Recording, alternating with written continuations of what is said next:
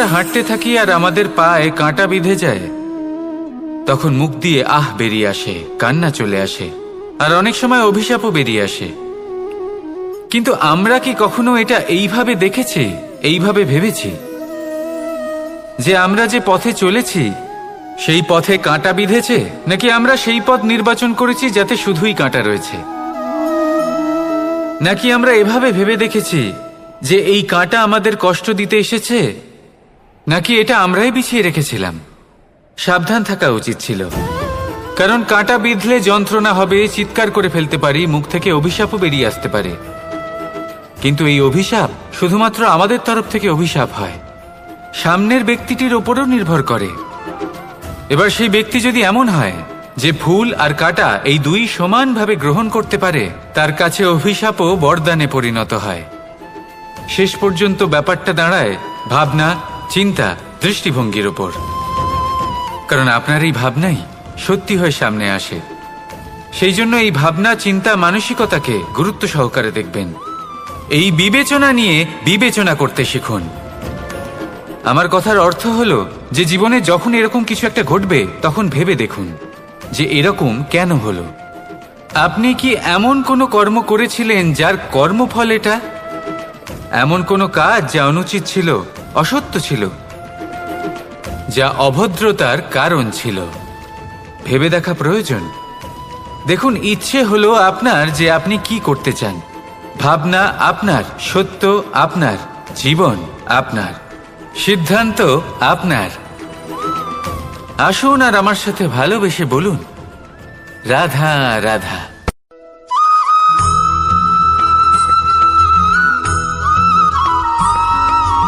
ভগবান। প্রত্যেক কঠিন পরিস্থিতিতে এই নামই আছে যা আমাদের উপায় দিয়ে থাকে। ব্যক্তি যান, ভগবানের পুজো করেন, আরাধনা করেন, ব্রত পালন করেন, মন্দিরে যান, পুজো পাঠ করেন, ভগবানকে জাগিয়ে তোলেন। আর তারপর শুরু হয় সমস্ত প্রশ্ন। হে ভগবান, আমার সাথে এরকম কেন হচ্ছে? কেন আমারই জীবনে এত দুঃখ আছে? আমি কিভাবে এর সম্মুখীন হব? আমাকে কেন এত কষ্ট ভোগ করতে হচ্ছে? হে ভগবান, আমি কি করব? আমাকে সাহায্য করুন, কোনো রাস্তা দেখান।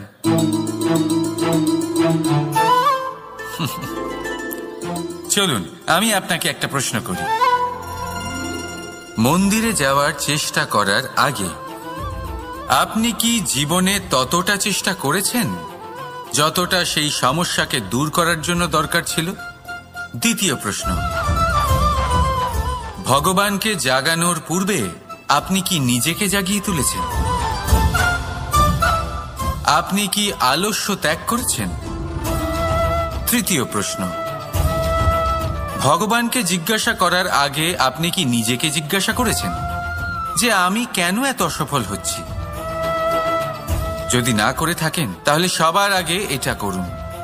আপনি সমস্ত প্রশ্নের উত্তর পাবেন, সমস্ত বিপদের পরিত্রাণ পাবেন। অন্য কোথাও নয়, নিজের ভেতরে তাকিয়ে দেখুন। চেষ্টা করুন নিজেকে জাগিয়ে তোলার।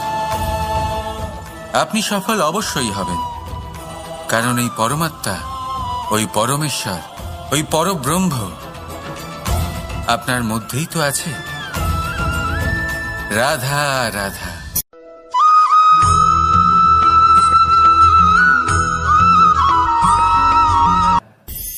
দৃষ্টি আর দৃষ্টিভঙ্গি, এই সমগ্র লীলা হলো এই দুইয়ের। বিচিত্র হতে পারে, কিন্তু এটাই সত্যি। এবার আপনাকে একটা উদাহরণ দিয়ে বোঝাই। অনেক সময় আপনি কোনো ব্যক্তিকে এটা বলতে শুনবেন যে আমি আমার নিজের উপরে গর্ব করি, আমি নিজেকে নিয়ে গর্ব করি, আমি খুব ভালোভাবে আমার মা বাবার সেবা করি, ওনাদের আমি সবসময় সুখী রাখি, ওনাদের আমি একটা বাড়ি দিয়েছি, সকল সুখ সুবিধা দিয়েছি, ওনাদের জীবনে প্রত্যেক জিনিস দিয়েছি আর দেব যা তাদের প্রয়োজন। এবার আমাকে বলুন যে আপনি কে হন? আপনি হলেন সেই বীজ যা আপনার মাতা পিতা রোপণ করেছেন। আপনার মা বাবাই আপনাকে এই সংসারে জন্ম দিয়েছেন। এবার এইসব কথার কি তাৎপর্য? এই হলো সেই ব্যক্তির দৃষ্টিভঙ্গি। এবার দেখা যাক এই প্রকৃতি আমাদের কি শেখায়। কখনো কোনো গাছকে দেখবেন, যখন সেই গাছে ফল আসে, সে মালিকে এটা বলে না যে দেখো আমি তোমাকে ফল খেতে দিচ্ছি। সেই বৃক্ষ এটা বলে না যে দেখো আমি তোমায় আহার করতে দিচ্ছি, কারণ ও জানে যে এটা হলো সেই মালির পরিশ্রম, এটা হলো তারই কর্মের ফল, আর এটা তারই পাওয়া উচিত। সে বলে যে তোমার জিনিস তোমাকেই অর্পণ করলাম, এ আমার জিনিস নয়। ও জানে সেই মালির গুরুত্ব আসলে কি, এটা হলো তার দৃষ্টিভঙ্গি। সেই জন্য আপনি জীবনে কোন ব্যক্তির মধ্যে, কোন পশু পাখির মধ্যে, কোন প্রাণীর মধ্যে, কোন পরিস্থিতিতে, কোন আবেগের মুহূর্তে কি দেখতে পাচ্ছেন, সেটা আপনার দৃষ্টিভঙ্গির উপরে নির্ভর করছে। তাই নিজের মনে ধন্যাত্মক ভাব জাগ্রত করুন, শুভ চিন্তা নিয়ে আসুন। এই ভাবনাই সত্য হয়ে সামনে আসবে। এই দৃষ্টিভঙ্গি এমন হয়ে যাবে যে আপনার জীবনে সবকিছুই শুভ হবে। তাহলে আসুন আর আমার সাথে ভালোবেসে বলুন, রাধা রাধা।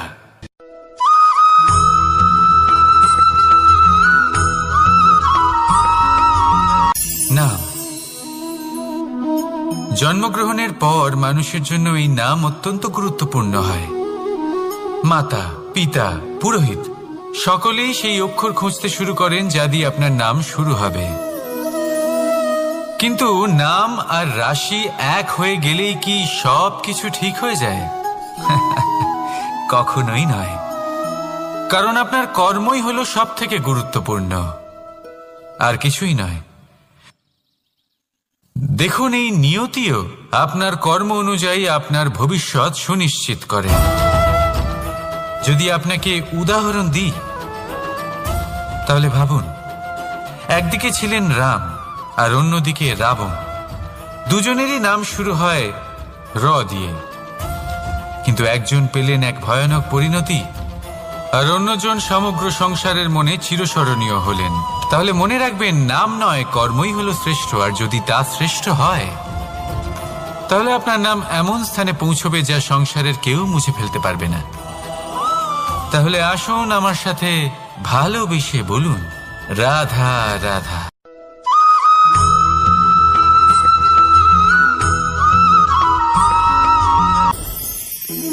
সময়। এই সময় আসলে কি? এই সময় একটা সরল রেখা তো কখনোই নয়। সময় হলো একটা চক্র, যেখানে এর আদি সেখানেই হলো এর অন্ত, আর যেখানে তা শেষ হয় সেখান থেকেই তার শুরু হয়। এই সময় একটা অত্যন্ত বিচিত্র চিন্তা, বিচিত্র ভাবনা, একটা বিচিত্র বস্তু যা কেউ বুঝতে পারেন না। এই সময়ের লীলা, এর কোনো প্রমাণ নেই, কোনো জ্ঞান নেই, কোনো পরিমাপ নেই। শুধু এটুকু আমরা জানতে পারি, যেখানে শেষ হবে সেখান থেকে একটা নতুন সূচনাও হবে। যা আজ আপনার কাছে আছে, কাল অন্য কারোর কাছে যাবে, তারপরে তার কাছ থেকেও অন্য কারোর কাছে যাবে, তারপরে তার থেকেও ছিনিয়ে নেওয়া হবে। এই নিয়তির একজনের কাছ থেকে অন্যজনের কাছে আদান প্রদানের এই সময় হলো আপনার সময়। এই সময়ের সদ্ব্যবহার করুন, এই সময়কে বাঁচুন। আপনাকে শুধু এটাই সুনিশ্চিত করতে হবে যে আপনি কোন পক্ষে আছেন। আর সত্যি বলতে কি, আপনার জীবনের পরিণাম নির্ভর করে আপনার নির্বাচনের ওপর। আপনি কোন পক্ষ নির্বাচন করছেন। তাহলে মনে রাখবেন, জীবনে সেই পক্ষই নির্বাচন করবেন যা চয়ন করার পরে আপনি সুখ অনুভব করবেন, আপনি সন্তোষ লাভ করবেন, প্রসন্নতা লাভ করবেন।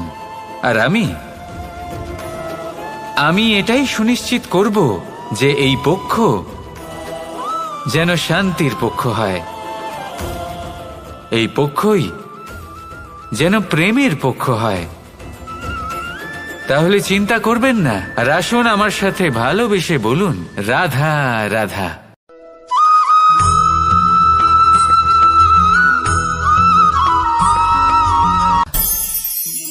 অনেক সময় যখন আমরা কর্ম করি, সাফল্য লাভ করি, কঠিন পরীক্ষায় উত্তীর্ণ হই, বড় কাজ করি, আমাদের মনে হয় এই সংসার আমাদের একটু প্রশংসা করুক, ভালো লাগে। অনেকবার মনে হয় এটা হলো আমাদের কর্মের ফলই বটে, আমরা আনন্দ পাই। কিন্তু যখন আমরা এই প্রশংসা পাই না, তখন কি হয়? আমরা দুঃখী হয়ে যাই, ভেঙে পড়ি। মনে হয় যেন আমার জন্য কেউ চিন্তাই করে না। এমন মনে হয় যেন আমাদের আনন্দে অন্য কেউ আনন্দই পায় না। অনেক রকম ভাবনা আসে। কিন্তু আমি আপনাকে একটা প্রশ্ন করতে চাই, আপনি যে কাজই করেন না কেন, যে কর্মই করেন না কেন, তা কি শুধুমাত্র প্রশংসার জন্য করেন? যদি এরকম হয়ে থাকে তাহলে সেই ভাবনা এক্ষুনি ত্যাগ করুন, কারণ এই প্রকৃতি আমাদের অন্য শিক্ষা দেয়।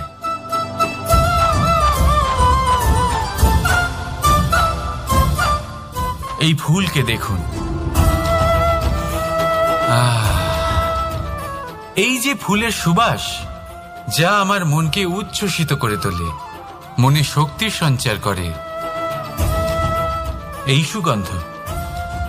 কিন্তু ভেবে দেখুন, ফুলের কিন্তু এই কাজ করার জন্য কোনো প্রশংসারই প্রয়োজন হয় না।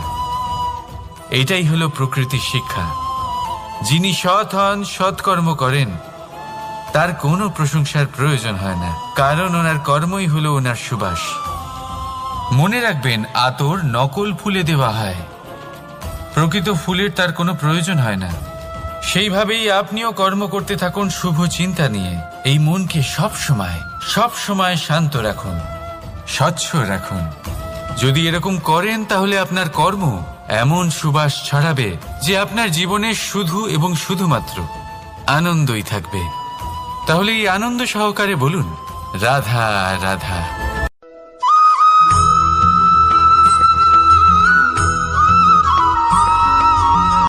কর্ম এবং ফল দেখতে গেলে এই সমস্ত ব্রহ্মাণ্ড এই দুইয়ের মাঝেই স্থির হয়ে আছে।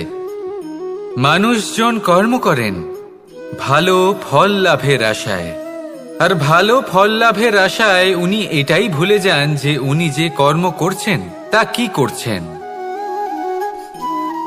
আমি বলেছিলাম কর্ম করুন ফলের চিন্তা না করে, কিন্তু কি কর্ম করছেন সেই বিষয়ে ভাবাটাও অত্যন্ত আবশ্যক। নয়তো অনেক সময় আমরা এমন কর্ম করে ফেলি যা না চাইতেও বিষে পরিণত হয়, যা হয়েছে দুঃশাসনের সাথে, দুর্যোধনের সাথে, গুরু দ্রোণের সাথে।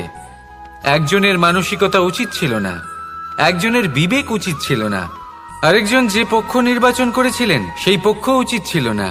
আর যা কিছু ওনাদের সাথে হলো, আপনার আমাদের সকলের সাথে তা হতে পারে। আমি বলেছিলাম কর্ম করুন, ফলের চিন্তা করবেন না, কিন্তু এই কর্মের বিষয়ে বিচার করে দেখাটাও ততটাই আবশ্যক। দেখুন, কর্ম করার উচিত প্রক্রিয়া ফলের চিন্তা না করা, কিন্তু যদি আপনার কর্ম শুভ হয় তাহলে তার ফলও নিয়তি আপনাকেই দেবে। সর্বদা কর্ম করার সময় এটা ভাবুন যে আপনার এই কর্ম এই সংসারকে, এই সমাজকে, আপনার পরিবারকে, আপনার আশেপাশের মানুষজনকে কোন দিশায় নিয়ে যাবে। যদি এটা সবার জন্য মঙ্গলময় হয় তাহলে কর্ম করতে থাকুন। আর হ্যাঁ, নিশ্চিত রূপে ফলের চিন্তা করবেন না। আসুন আমার সাথে ভালোবেসে বলুন, রাধা রাধা।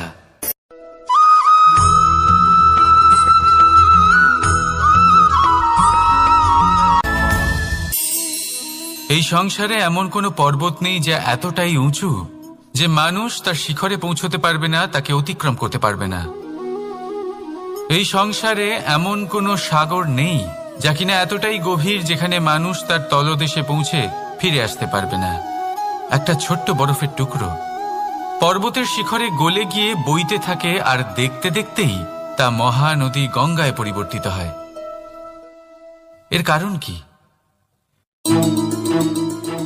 এর কারণ হলো প্রচেষ্টা, প্রারব্ধ নয়।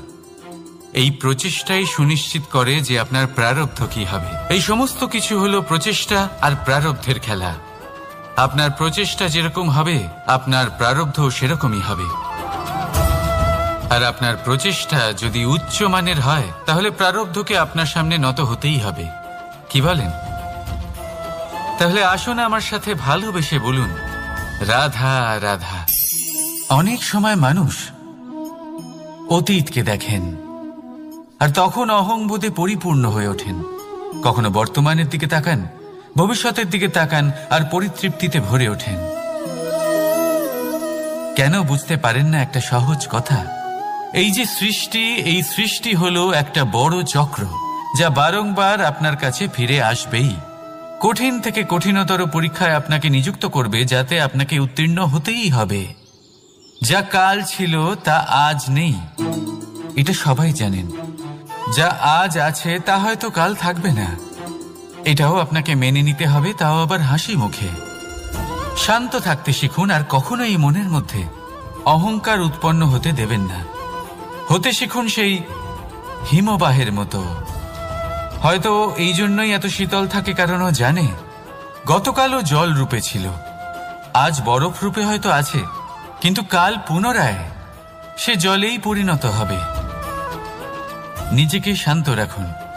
হয়তো আজ আপনি সাফল্যের শিখরে আছেন, হয়তো বা নেই। আপনাকে প্রত্যেক দিন অবশ্যই দেখতে হবে।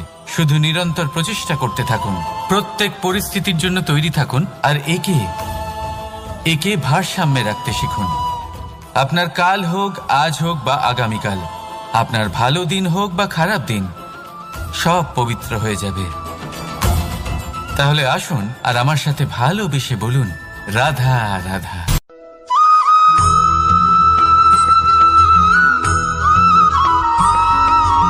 প্রতিশোধ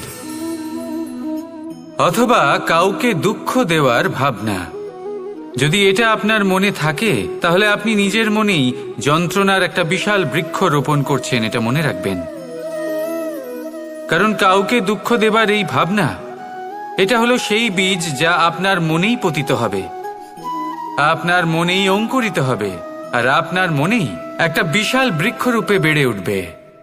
জীবন আপনার, কর্ম আপনার, কাউকে দুঃখ দেবার ভাবনা আপনার ছিল, এই বৃক্ষ হলো আপনার, তাই এর ফলও আপনিই পাবেন, যা গ্রহণও আপনাকেই করতে হবে। মনে রাখবেন, যে মানুষ এটা ভাবে যে আমি ওকে দুঃখ দেব, ওকে কষ্ট দিতে চাই আমি, সেই মানুষই দুঃখ আর কষ্ট পেয়ে থাকে।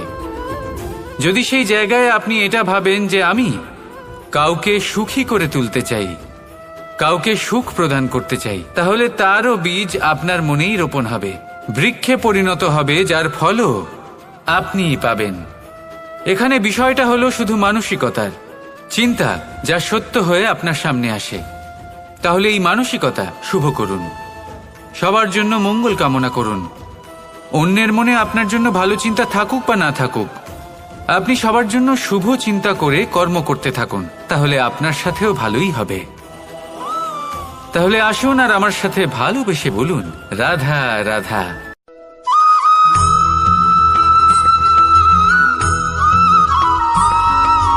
দোল উৎসবে এই সমগ্র সংসার রং নিয়ে খেলা করে, কিন্তু এই রঙের সারমর্ম এই সংসার কি জানে? কখনো দেখেছেন একটা চিন্তিত মুখ শুধুমাত্র রঙের স্পর্শ পেয়ে আনন্দিত হয়ে ওঠে? দোলে আমরা কি করি? পুরাতনকে ত্যাগ করি আর নতুনকে স্বাগত জানাই। শিশিরকে বিদায় জানিয়ে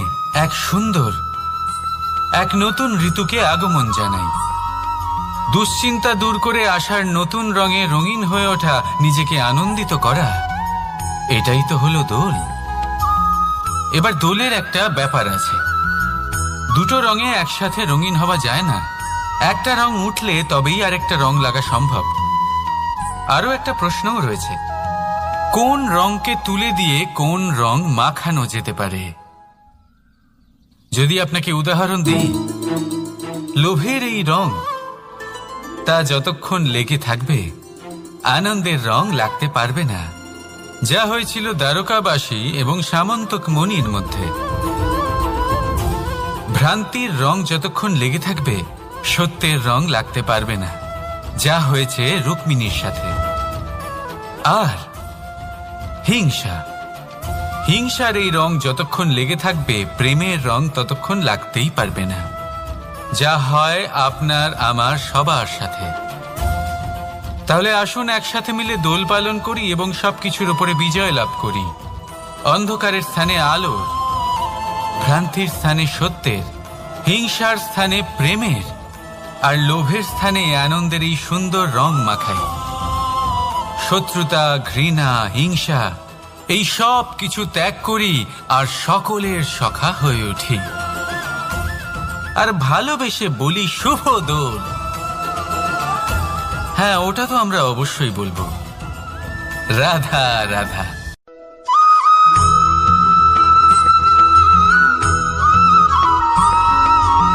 কখনো কখনো মানুষ মনে করেন যে সে নিজেই সব থেকে বেশি শক্তিশালী, তিনি হলেন জ্ঞানী। দেখুন, এটা ভালো ব্যাপার যে আপনার মধ্যে শক্তি আছে, জ্ঞান আছে, আর এটা শুধু আপনার জন্য নয়, এই সমস্ত সমাজের জন্য, দেশের জন্য, সমগ্র পৃথিবীর জন্য অত্যন্ত আবশ্যক। কিন্তু এই কথাটাও বোঝা অত্যন্ত আবশ্যক যে এই জ্ঞান যেন কখনো অহংকার না হয়ে ওঠে। যখন মানুষের মধ্যে জ্ঞান থাকে তখন সে রাম হয়ে ওঠে। রাম, যিনি সমুদ্রের বুকে সেতু বানিয়েছিলেন, বানর সেনার দ্বারা রাক্ষস রাজকে পরাজিত করেছিলেন, আর চিরকালের জন্য সবার কাছে আদর্শ হয়ে উঠেছিলেন। আর যদি মানুষের মনে অহংকার জন্মায় তাহলে সে রাবণ হয়ে ওঠে। দেশে বিদেশে যতই খ্যাতি থাকুক না কেন, সে রাক্ষস হয়ে ওঠে, নিজের সাথে সাথে সমস্ত কুলের বিনাশ করে বসে। এবার জ্ঞান নাকি অহংকার, আপনার কি চাই সেই সিদ্ধান্ত আপনার, আর আপনার এই সিদ্ধান্তই নিশ্চিত করবে যে আপনার কর্ম কি হবে, আর আপনার এই কর্মই নিশ্চিত করে দেবে আপনার প্রারব্ধ কি হবে। তাহলে শুভ কর্ম করুন আর আমার সাথে ভালোবেসে বলুন, রাধা রাধা।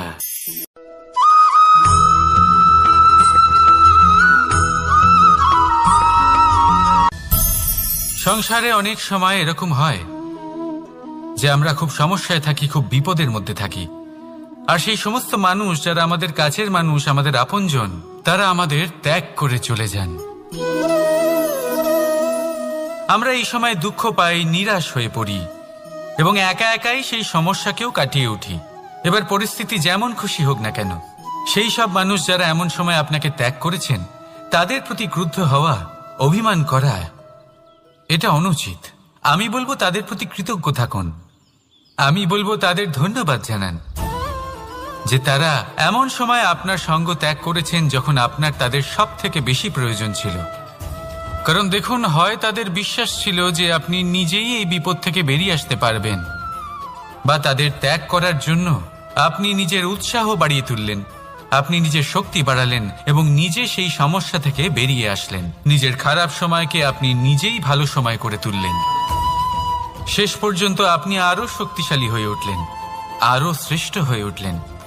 আর এটাই তো আপনার বিজয়, যার কারণ হলো তাদের আপনাকে ত্যাগ করা। তাহলে তাদের ধন্যবাদ জানান আর আমার সাথে ভালোবেসে বলুন, রাধা রাধা।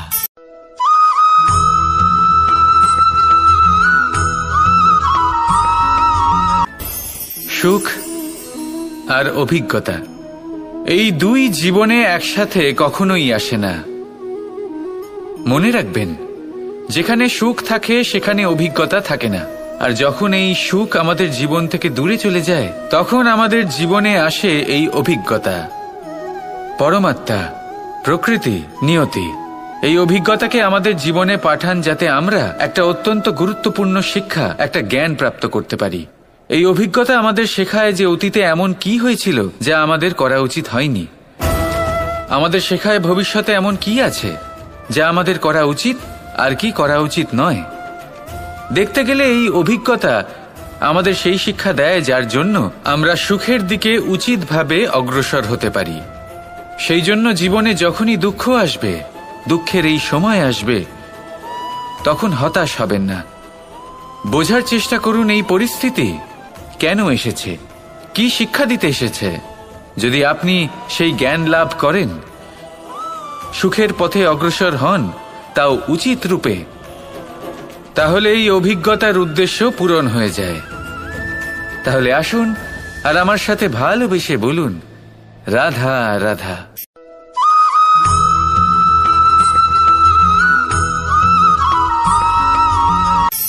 ধন,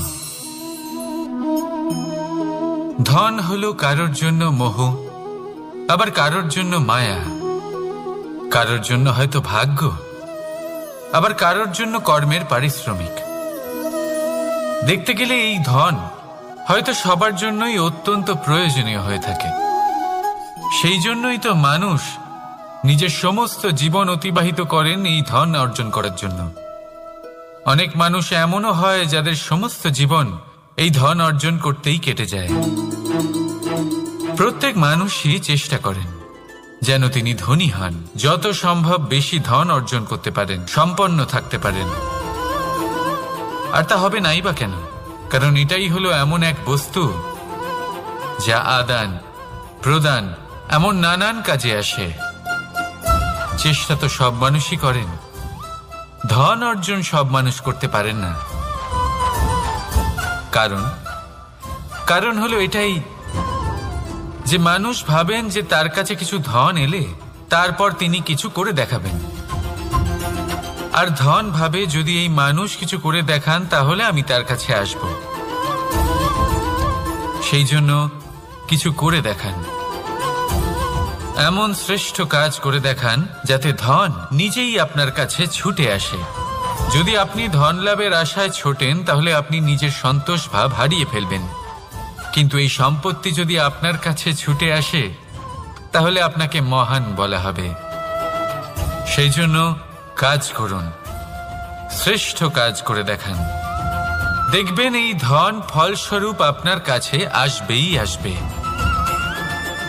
তাহলে আসুন আমার সাথে ভালোবেসে বলুন, রাধা রাধা।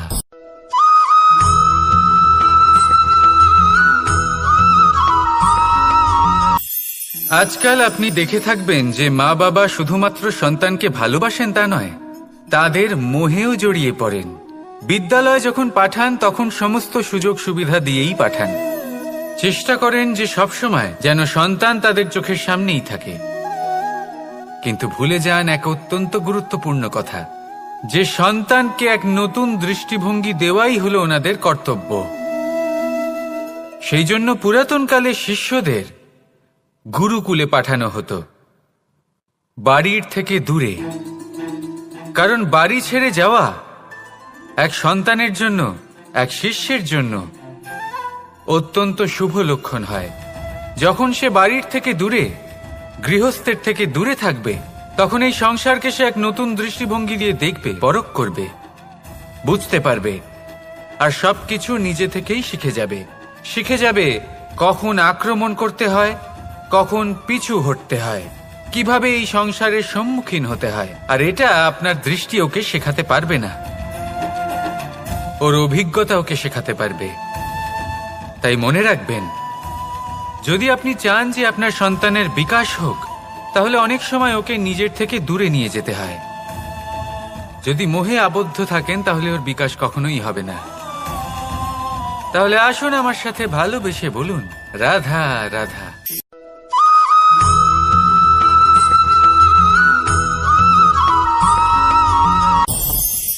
আমাদের মনে সবসময় একটা প্রশ্ন এসেই থাকে, এই জীবন যা কিনা ঈশ্বর আমাদের দিয়েছেন, একটা জীবন, ঈশ্বর এক আত্মা দিয়েছেন পৃথিবীতে বাঁচার জন্য। যতদূর আমরা জানি আমাদের কাছে একটাই জীবন রয়েছে। আমরা ভাবি এই জীবন গুছিয়ে কিভাবে রাখা যায়। প্রত্যেক মানুষ ভাবেন যে আমি কি করি যাতে এই জীবনকে গুছিয়ে রাখা যায়, কিরকম কর্ম করব, কিরকম পুণ্য করব, কি ধরনের শাস্ত্র পড়ব যাতে আমি সেই জ্ঞান অর্জন করি যাতে জীবনটা সুন্দর করে তুলতে পারি।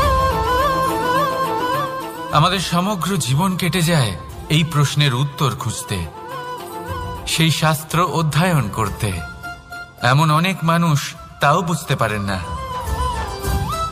আসুন আজ আমি আপনাকে একটা সহজ কথা বলি, যার দ্বারা আপনি নিজের জীবন সুন্দর করবেন। জীবন, জিহ্বা, এদের দুজনেরই হলো একটাই রাশি। জিহ্বা অর্থাৎ আপনার কথা, এই কথাকে সংযত রাখুন, একে সুন্দর করে তুলুন, মধুর কথা বলুন, যতটা সম্ভব একে নিয়ন্ত্রণে রাখুন, আপনার জীবন সুন্দর হয়ে উঠবে। কারণ এই শব্দ হয় অত্যন্ত শক্তিশালী। এটা হলো এমন এক বন্ধন যা আপনার সামনের মানুষকে আপনার ব্যক্তিত্বের সাথে জুড়ে দিতে পারে। তাই এই শব্দ সংযত রাখুন, একে সুন্দর করে তুলুন। আপনার জীবন আপনা থেকেই সুন্দর হয়ে উঠবে। আর আসুন, এই মধুর সুন্দর অনুভূতি দিয়ে বলুন, রাধা রাধা।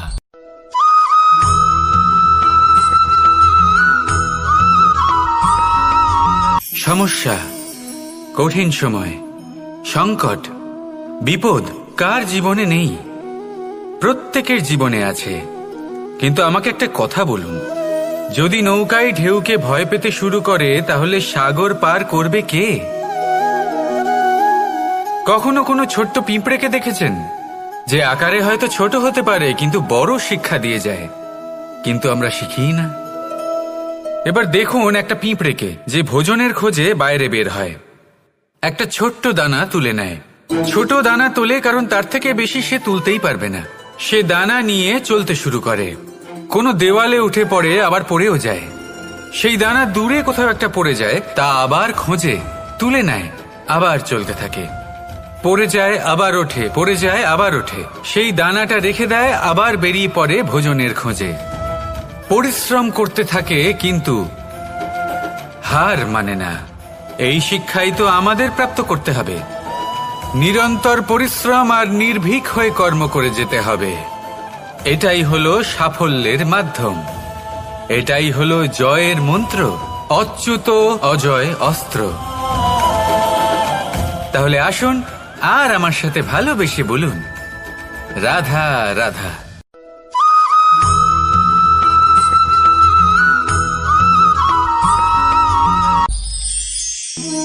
জীবন, এই জীবন আসলে কি?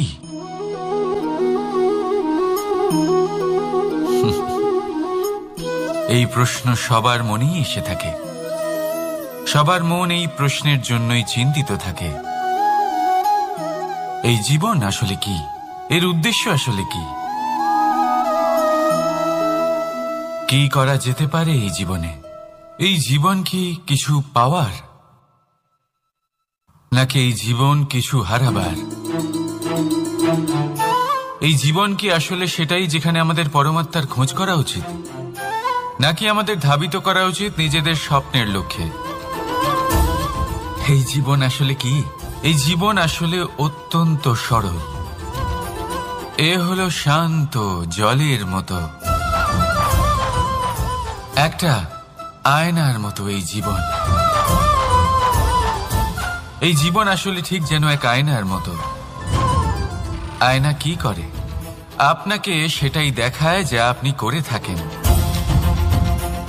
আপনি হাসি মুখে আয়নার দিকে তাকান, আয়না আপনাকে আপনারই মুখ দেখাবে, সেই হাসি সমেত। আপনি রেগে গিয়ে আয়নার দিকে তাকান, আয়না আপনাকে সেটাই দেখাবে। আপনি প্রসন্নভাবে হেসে আয়নার দিকে তাকালে আয়না আপনাকে সেটাই দেখাবে। এটাই হলো জীবন, একটা আয়নার মতো। আপনি এটা ভাববেন না যে এই জীবন আপনাকে কি দিয়েছে, বরং এটা ভেবে দেখুন যে আপনি এই জীবনকে কি প্রদান করেছেন।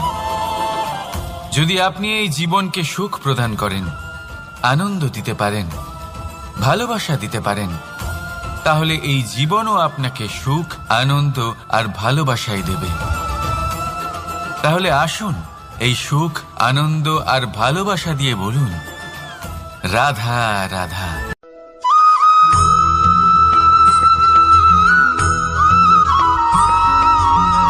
পরিবর্তন এই সংসারের শাশ্বত নিয়ম। কোনো রাজা নেই যিনি চিরকাল রাজা থাকেন, কোনো ধনী ব্যক্তি নেই যিনি চিরকাল ধনী থাকবেন। এই সংসারে সূর্যের স্থান নেওয়ার জন্য চন্দ্রিমার আগমন ঘটে। কোন স্থান যাকে পতিত বলা হয়েছিল সেখানে মহল তৈরি হয়েছে। কোন স্থান যাকে আজ মলিন বলা হয়েছে কাল সেখানে মন্দিরও স্থাপন হতে পারে।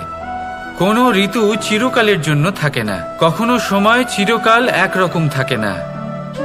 আজ যে আপনার কাছে রয়েছে কাল অন্য কারোর ছিল, আজ যে আপনার কাছে রয়েছে কাল তা অন্য কারোর কাছে চলে যাবে। আপনার সাথে কিছু থাকলে তা হলো আপনার কর্ম, কিন্তু সেই কর্মের পরিণামও আপনার নয়। আপনি শুধু কর্ম করুন, বাকি সবকিছুই পরিবর্তনশীল। কিন্তু সেই পরিবর্তনকে দেখে ভয় পাওয়ার প্রয়োজন নেই, তাকে স্বাগত জানান। যদি আপনি হাসি মুখে সেই পরিবর্তনকে স্বাগত জানান, তাহলে এই পরিবর্তনও হাসি মুখে আপনার সাথে থাকবে। আসুন আমার সাথে ভালোবেসে বলুন, রাধা রাধা।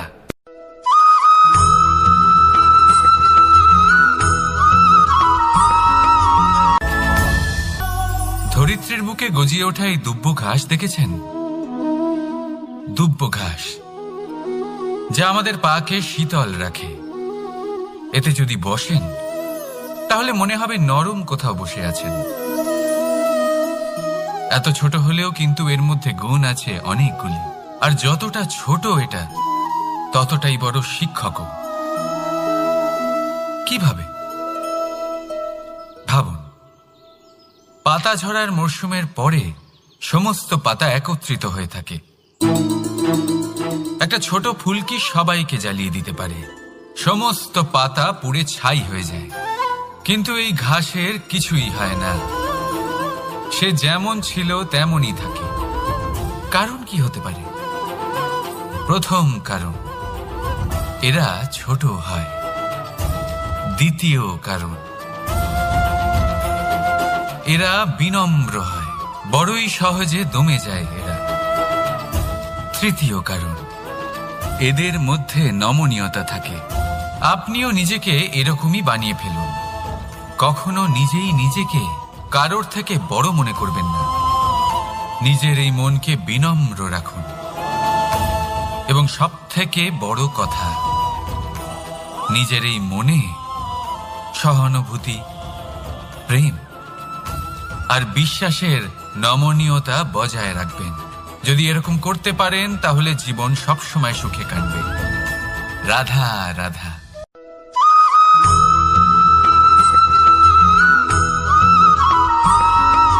সদিচ্ছা, দেখতে গেলে 3 অক্ষরে তৈরি এই শব্দ, কিন্তু সমস্ত ত্রিলোক তার উপরেই আধারিত। আপনি এই সংসারে এসেছেন, তখন অবশ্যই শ্বাস নেবেন, কিন্তু তার বদলে আপনাকে কিছু তো দিতেই হবে। আপনার উপর নির্ভর করছে আপনি কি দেবেন। কি দেবেন এই সংসারকে, এই সমাজকে, নিজের পরিবারকে, আর তার বদলে কি নেবেন? যশ নাকি অপযশ?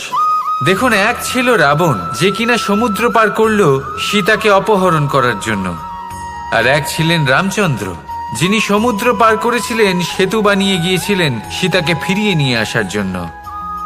দুজনেই সমুদ্র পার করেছিলেন, শুধু পার্থক্য ছিল সদিচ্ছাকে বোঝার, লক্ষ্যের।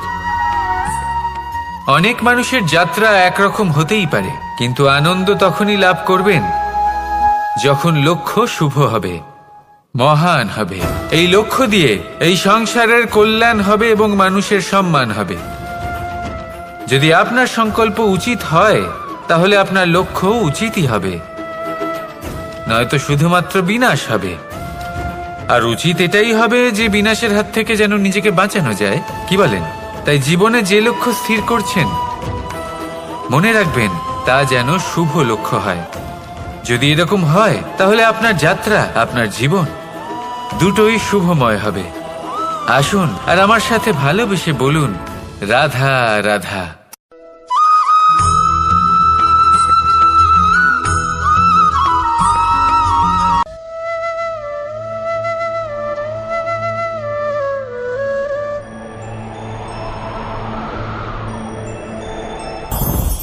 লোভ আপনার অন্তরের আরো একটা শত্রু। দেখতে গেলে এটা একটা শব্দ, একটা সংস্কৃত শব্দ, লব ধাতু থেকে উৎপন্ন হয়েছে। এর অর্থ কিছু লাভ করা। কিছু লাভ করা অনুচিত নয়, আরো কিছু লাভ করাও অনুচিত নয়, কিন্তু সব থেকে বেশি আমি লাভ করব, আমি আরো চাই, আরো বেশি চাই, আরো বেশি পেতে চাই, এটাই হলো লোভ। আর এই লোভ যখন গ্রাস করে তখন আপনি যা পেতে চান, সে ধনই হোক বা মানই হোক, তা অর্জন করার জন্য মানুষ যে কোনো স্তরে পৌঁছে যেতে পারে। যদি মানুষ ধন অর্জন করতে চান তাহলে তার জন্য তারা অধর্মের পথেও চলতে পারেন। যদি সম্মান অর্জন করতে চান তাহলে অন্য মানুষকে ছোটও করতে পারেন। শেষ পর্যন্ত আপনার এটা মনে হতে পারে যে যদি একটু অল্পই প্রাপ্ত করতাম কিন্তু ভালোবেসে প্রাপ্ত করতাম, এই জীবন আরো অনেক বেশি সুখী হতো। লোভ আপনার জীবনে, আপনার মনে কখন যে প্রবেশ করবে সেটা আপনি জানতেও পারবেন না।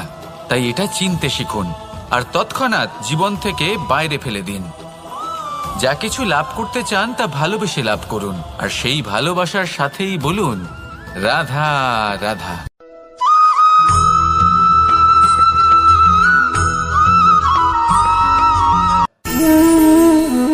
সঞ্চয়। মানুষের যখন থেকে বোধবুদ্ধি হয় সঞ্চয় করতে আরম্ভ করে দেন। সঞ্চয় করতে থাকেন ভোজনের, সঞ্চয় অর্থের, সঞ্চয় শক্তির। নিজের জন্য করেন, নিজের পরিবারের জন্য করেন, নিজের স্ত্রীর জন্য করেন, সন্তানের জন্য করেন, সন্তানের সন্তানের জন্যও সঞ্চয় করেন। সঞ্চয় করার জন্য ওনার কাছে অনেক কারণ রয়েছে, কারণ উনি এটা ভাবেন যে এই সঞ্চিত শক্তির জন্য কেউ ওনার কোনো ক্ষতি করতে পারবে না। মানুষ ভুলে যান একটা গুরুত্বপূর্ণ কথা, এই সত্য, উনি এই সংসারে খালি হাতেই এসেছিলেন আর এখান থেকে ওনাকে খালি হাতেই যেতে হবে। যা এখানকার তা এখানেই থেকে যাবে। আর যদি কিছু ওনার সাথে যায় তা হলো ওনার কর্ম, আর কিচ্ছু নয়। তাই যদি কিছু অর্জন করতে চান তাহলে শুভ কর্ম অর্জন করুন, আত্মশক্তি অর্জন করুন, কারণ পরলোকে এটাই হবে আপনার সম্পত্তি। তাহলে কি এটা আপনি অর্জন করতে চান না? আসুন আর আমার সাথে ভালোবেসে বলুন রাধা রাধা।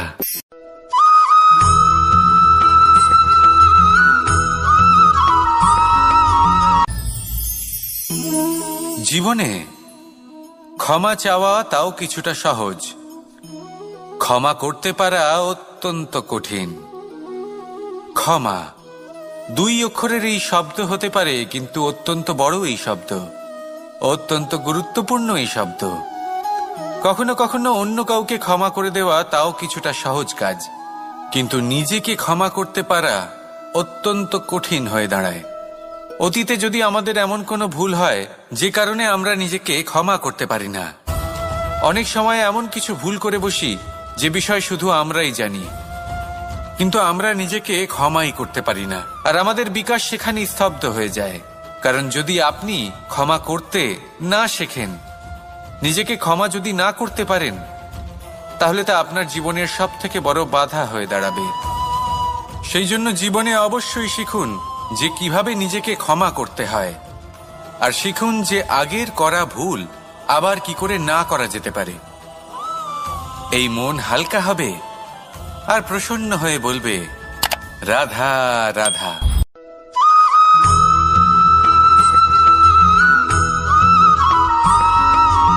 বটবৃক্ষের বীজ সর্ষের দানার থেকেও ছোট হয়, কিন্তু যখন তা নিজের রূপ ধারণ করে তখন তা বিশাল বৃক্ষের আকার ধারণ করে, যা সহস্র বছর ধরে বেঁচে থাকে, ছায়া প্রদান করে, পাখিদের আশ্রয় প্রদান করে, আর দেয় পথচারীদের বিশ্রাম করার স্থান। কেন? কারণ সেই ছোট বীজ তা মাটির ভেতরে গিয়ে নিজের খোলস ত্যাগ করে। অন্ধকারে থাকে সে, যতই আলো আসুক না কেন, যতই বর্ষা আসুক না কেন, সব সহ্য করে। আর তারপরে একটা চারা গাছ অঙ্কুরিত হয়, তারপর ধীর গতিতে একটা বিশাল বৃক্ষতে পরিণত হয়।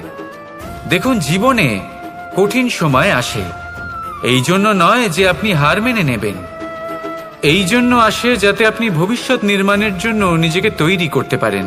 যদি কঠিন সময়ে আপনি ওই বীজের মতো দৃঢ় হয়ে থাকতে পারেন, তাহলে আপনিও একদিন সেই বিশাল বৃক্ষের মতো নিজের অস্তিত্ব গড়ে তুলতে পারবেন, যা সহস্র বছর পর্যন্ত মনে রাখা হবে। আসুন আমার সাথে ভালোবেসে বলুন রাধা রাধা।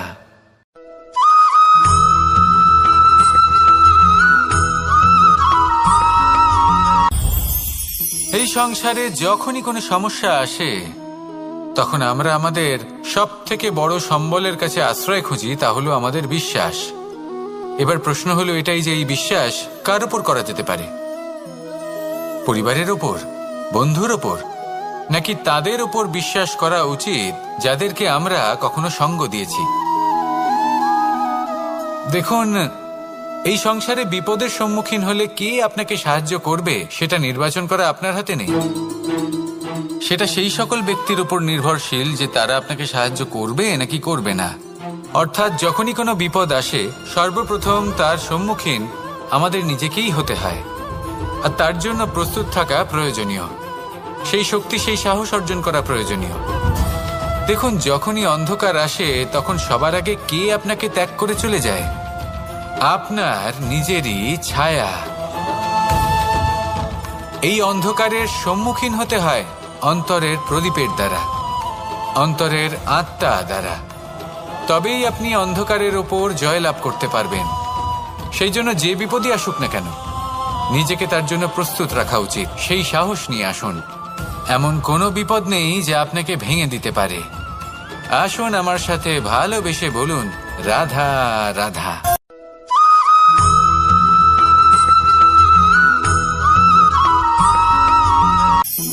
আপনি কখনো জীবনে সূর্যোদয় দেখেছেন? কত প্রশান্তিদায়ক, কত শক্তিদায়ক হয়। মনের মধ্যে যেন একটা নতুন প্রেরণা দান করে, একটা নতুন উৎসাহ। কিন্তু যদি আপনি উঠতে দেরি করেন তাহলে আপনি এই সূর্যোদয় দেখতেই পাবেন না। ঠিক এরকমই হয় আমাদের জীবনেও। সুযোগ সূর্যোদয়ের মতো। যদি আপনি আপনার জীবনে দরকারের চেয়ে বেশি অপেক্ষা করেন এই সুযোগের সদ্ব্যবহার করতে, তাহলে এই সুযোগ আপনার অপেক্ষা কখনোই করবে না, তা চলে যাবে। সেই জন্য এদের সামলে রাখুন। সঠিক সময় আসলে এই সুযোগের সদ্ব্যবহার করুন। নিজের কর্মকে সম্পূর্ণরূপে সার্থক করুন। এটাকে এক মুহূর্তের মতো দেখুন। যদি এরকম করেন তাহলে জীবনও সূর্যোদয়ের মতোই হবে। এতে সন্তুষ্টি থাকবে, গৌরবও থাকবে, আর থাকবে শান্তি। রাধা রাধা।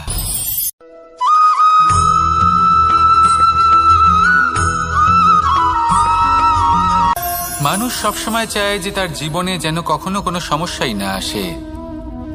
সে চায় তার জীবন যেন শুধুমাত্র শান্তি এবং সুখের দ্বারা পূর্ণ থাকে। কিন্তু এই চাহিদা অনুচিত কিছু নয়। আমরা সবাই এটাই চাই যে জীবনে সুখ থাক, শান্তি থাক। কিন্তু এই কথা সবসময় মনে রাখবেন, যে সূর্য উদিত হন সংসারকে প্রকাশমান করেন, দুপুরবেলায় সংসারকে রৌদ্র প্রদান করেন, সন্ধেবেলায় তাকেও অস্ত যেতে হয়। এবার আমাদের জীবন চক্র কিছুটা এরকমই। কোনো কিছুই চিরকাল একরকম থাকে না। কখনো এই নদীকে দেখুন যা বয়ে চলেছে। এই নদী যা বয়ে চলেছে তার পথেও অনেক বিপদ আসে। বড় বড় পাথরের সম্মুখীন হয়ে তাকেও সামনে এগিয়ে যেতে হয়। একটি পুকুর যা চারদিক থেকে ঘেরা, তার জীবনে কিন্তু কোনো সমস্যা নেই। কিন্তু এই সংসারে পুকুরের পুজো করা হয় না, পুজো করা হয় নদীকে। মনে রাখবেন, সমস্যার ঊর্ধ্বে তিনি উঠতে পারেন যিনি সমাধি লাভ করেছেন, যিনি এই সংসারেই নেই। যিনি এই সংসারে আছেন এবং জীবিত আছেন, তার জীবনের সমস্যা হলো শ্বাসবায়ুর মতোই গুরুত্বপূর্ণ। আসুন আমার সাথে ভালোবেসে বলুন, রাধা রাধা।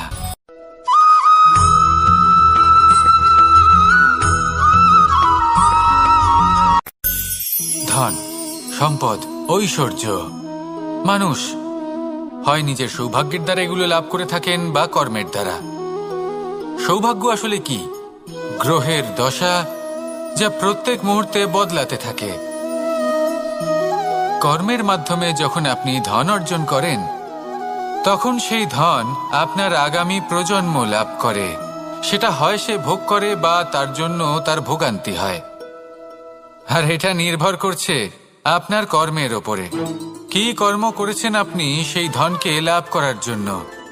যদি আপনি সৎ পথে চলেন নিষ্ঠা ভরে আপনি কর্ম করে থাকেন এবং তার ফলে আপনি ধন অর্জন করে থাকেন, তাহলে আপনার আগামী প্রজন্ম সেটা ভোগ করবে, সেটা প্রয়োগ করবে নিজের বিকাশের জন্য।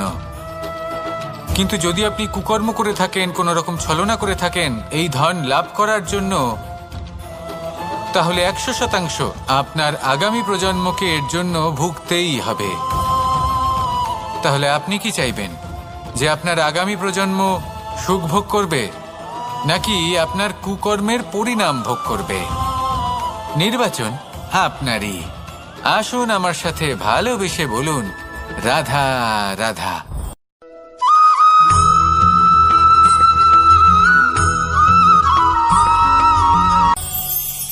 আজ আমি আপনাকে একটা ছোট্ট কাহিনী শোনাবো। একবার আমি, রাধা আর দাদা আমরা তিনজনে মিলে লুকিয়ে একটা উপবনে গেলাম আম পেড়ে খেতে। অনেক পরিশ্রম করে আমরা ওখানে পৌঁছলাম আর আমরা আশ্চর্যচকিত হয়ে গেলাম এটা দেখে যে এবার তো আম পাকেইনি। এবার দাদা কি করলেন, একটা আম পাড়লেন আর সেটা চাখলেন, আর উনি নিরাশ হয়ে পড়লেন। উনি বললেন যে এটা তো খুবই টক।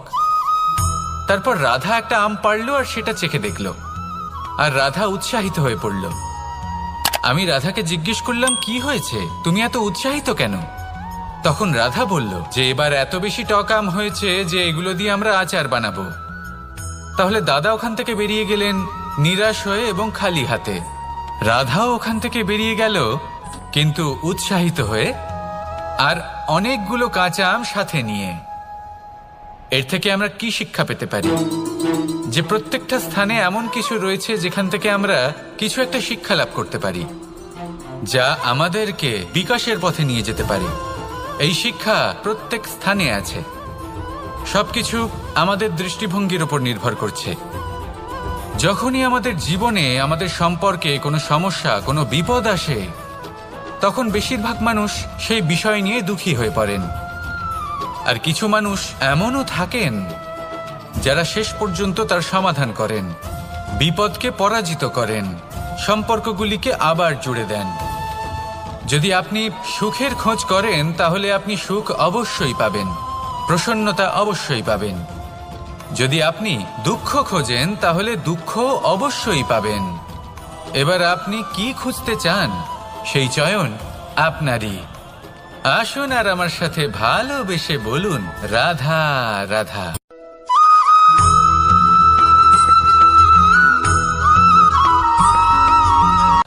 আমার কাছে যশোদা মা যেমন, আমার কাছে দেবকী মা যেমন, আমার কাছে ঠিক তেমনই হলেন গোমাতা। এবার ভেবে দেখার বিষয় হলো এটা, যে এই সংসারে অসংখ্য প্রাণী আছে, একজন গাইকে একজন মায়ের মর্যাদা কেন দেওয়া হয়? তাহলে এর অনেকগুলো কারণ আছে। এই গাই অর্থাৎ গোমাতা, এনারা হলেন অত্যন্ত শান্ত, শান্তিপ্রিয়, কখনো কারোর কোনো ক্ষতি করতেই পারেন না। গোমাতা যে দুধ নিজের বাছুরকে পান করান সেই দুধই আমাদেরও দেন। সেই দুধ পান করে আমরা শক্তি লাভ করি। এই দুধ থেকে আমরা মাখন, ঘি, পায়েস, এইসব সুস্বাদু খাবার লাভ করি। গোমাতার গোবর আমাদের জ্বালানি হিসেবে সাহায্য করে, যার ফলে খুব কম সংখ্যক কাঠ ব্যবহার করা যায় এবং বেশিরভাগ জঙ্গল সুরক্ষিত থাকে। গোমাতার গোমূত্র, সেটাও আমাদের কাছে লাভজনক। এর দ্বারা আমরা অনেক রোগ থেকে মুক্তি লাভ করতে পারি। গোমাতা যখন একটি বাছুরকে জন্ম দেন তখন সেই বড় হয়ে আমাদের ক্ষেত কর্ষণ করে। সেই জন্য গাইকেও জীবনে মায়ের মর্যাদা দেবেন। যতটা সম্ভব তাকে সেবা করুন এবং ভালোবেসে তাকে পালন করুন। এই মন নিজে থেকেই প্রসন্ন হয়ে বলবে, রাধা রাধা।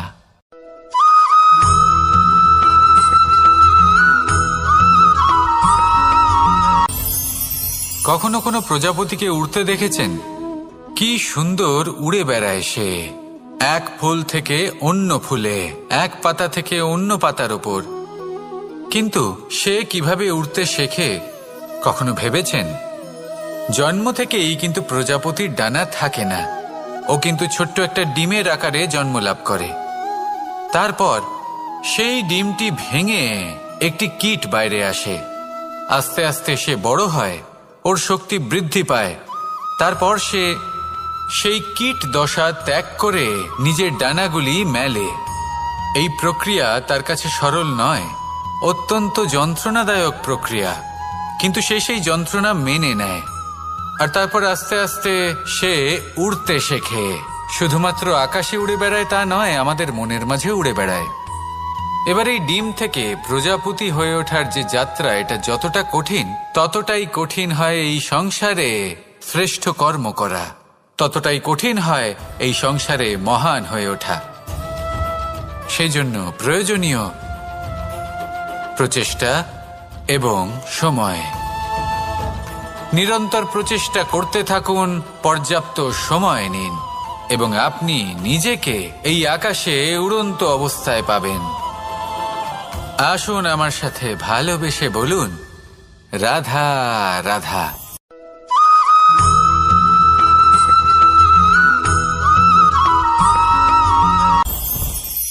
মুঠো হাতের শক্তি বেশি, মুঠো খুললেই তা দুর্বল। তা এমন কি থাকা উচিত এই বন্ধ মুঠোয় যা লাখের সমান? মানসিকতা এবং স্বপ্ন। মানুষ জন্মগ্রহণ করে, তার মানসিকতা সময়ের সাথে উন্নত হয়। মানসিকতা অনুযায়ী সে স্বপ্ন দেখে, আর সেই স্বপ্ন সার্থক করতে সে পরিশ্রম করতে থাকে। কিন্তু খুব গুরুত্বপূর্ণ একটা কথা আছে যা আপনার মনে রাখা উচিত। আপনার এই মানসিকতা, আপনার এই স্বপ্ন, তা যেন আপনার নিয়ন্ত্রণে থাকে। আপনার বন্ধ মুঠোয় যেন এর লাগাম থাকে, আপনি যেন এর প্রভু হন। যদি তা হয় তবেই আপনি লাভবান হবেন। যদি এরা আপনাকে নিয়ন্ত্রণ করতে থাকে, যদি আপনার মুঠো খুলে যায়, না পথ আপনার নিয়ন্ত্রণে থাকবে, না মানসিকতা থাকবে, না স্বপ্ন নিয়ন্ত্রণে থাকবে।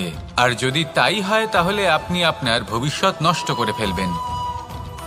তাই নিয়ন্ত্রণ করতে শিখুন নিজের বিচার বুদ্ধি, নিজের মানসিকতা, নিজের স্বপ্নকে।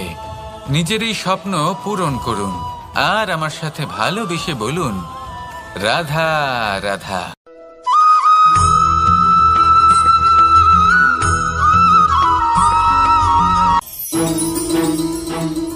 রাধা রাধা। আপনারা হয়তো ভাবছেন কি আশ্চর্য ব্যাপার, প্রত্যেকবার আমি কথা শেষ হওয়ার পরে রাধা রাধা বলি। এইবার আমি আগেই বলে দিলাম। কারণটা কি? কারণ হলো অত্যন্ত বিশেষ। প্রত্যেকবার কথা সমাপ্ত হবার পরে আপনাদের সবার মধ্যে ভালোবাসা বিতরণ করতে চাই, তাই রাধা রাধা বলি। কিন্তু এইবার এই নতুন এবং বিশেষ সূত্রপাতে প্রথমে প্রেম বিতরণ করা অত্যন্ত আবশ্যক। এবার একটা বিষয় আছে যা জানেন হয়তো সকলেই, কিন্তু বুঝতে খুব কম জন পারেন। এই প্রেম, এই আনন্দ, এই সকল কিছুর সূত্রপাত হয় নিঃস্বার্থ আবেগের দ্বারা। ঠিক যেমন একজন মাতাকেই দেখে নিন। যখনই একজন মাতা সন্তানকে জন্ম দেন, তখন এই সংসার ভুলে যায় যে তার জন্য এটা একটা নতুন জন্ম। কারণ একজন নারী তখন একজন মাতৃরূপে নতুন ভাবে জন্ম নেন। একজন নারী স্ত্রী ও গৃহবধূ রূপে কিছু অধিকার লাভ করে থাকেন, কিন্তু তিনি যখন মা হয়ে যান তখন তিনি শুধুই দান করতে শেখেন। নিজের সন্তানের জন্য কত কিছুই না করেন, তাকে বাৎসল্যের সাগরে ভাসিয়ে নিয়ে যান। এই সংসারে রাজকুমার জন্ম নিতেই পারেন, তাকে রাম এবং লক্ষ্মণ কিন্তু মায়েরাই বানিয়ে তোলেন। একজন গোয়ালা জন্ম নেয়, তাকে দ্বারকাধীশ একজন মাই বানিয়ে তোলেন। পিতা হলেন সেই পর্বত যার একটা অংশ হলো তার সন্তান, কিন্তু মা হলেন সেই শিল্পী যিনি একটা পাথরকে খোদাই করে এমন এক মূর্তি গড়ে তোলেন যাকে সকলে পূজনীয় মনে করেন। তাহলে স্মরণ করুন সেই সকল মুহূর্ত যেগুলি আপনি নিজের মাতার সাথে অতিবাহিত করেছেন। অনুভব করতে পারবেন যে কিভাবে এক মুহূর্তেই এই মন প্রফুল্ল হয়ে ওঠে। এবারের কারণ কি? এর কারণ হলো এই জীবনের আসল দ্বারই হলো মমতা।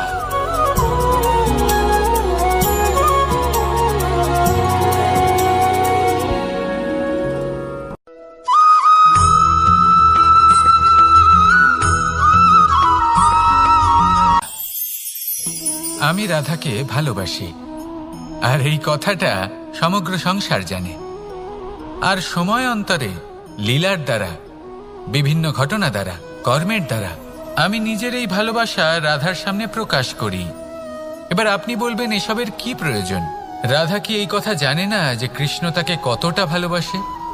অবশ্যই জানে, কিন্তু এই যে ভালোবাসা, তা মনে রেখে দেওয়ার জন্য নয়, তা প্রকাশ করার জন্য।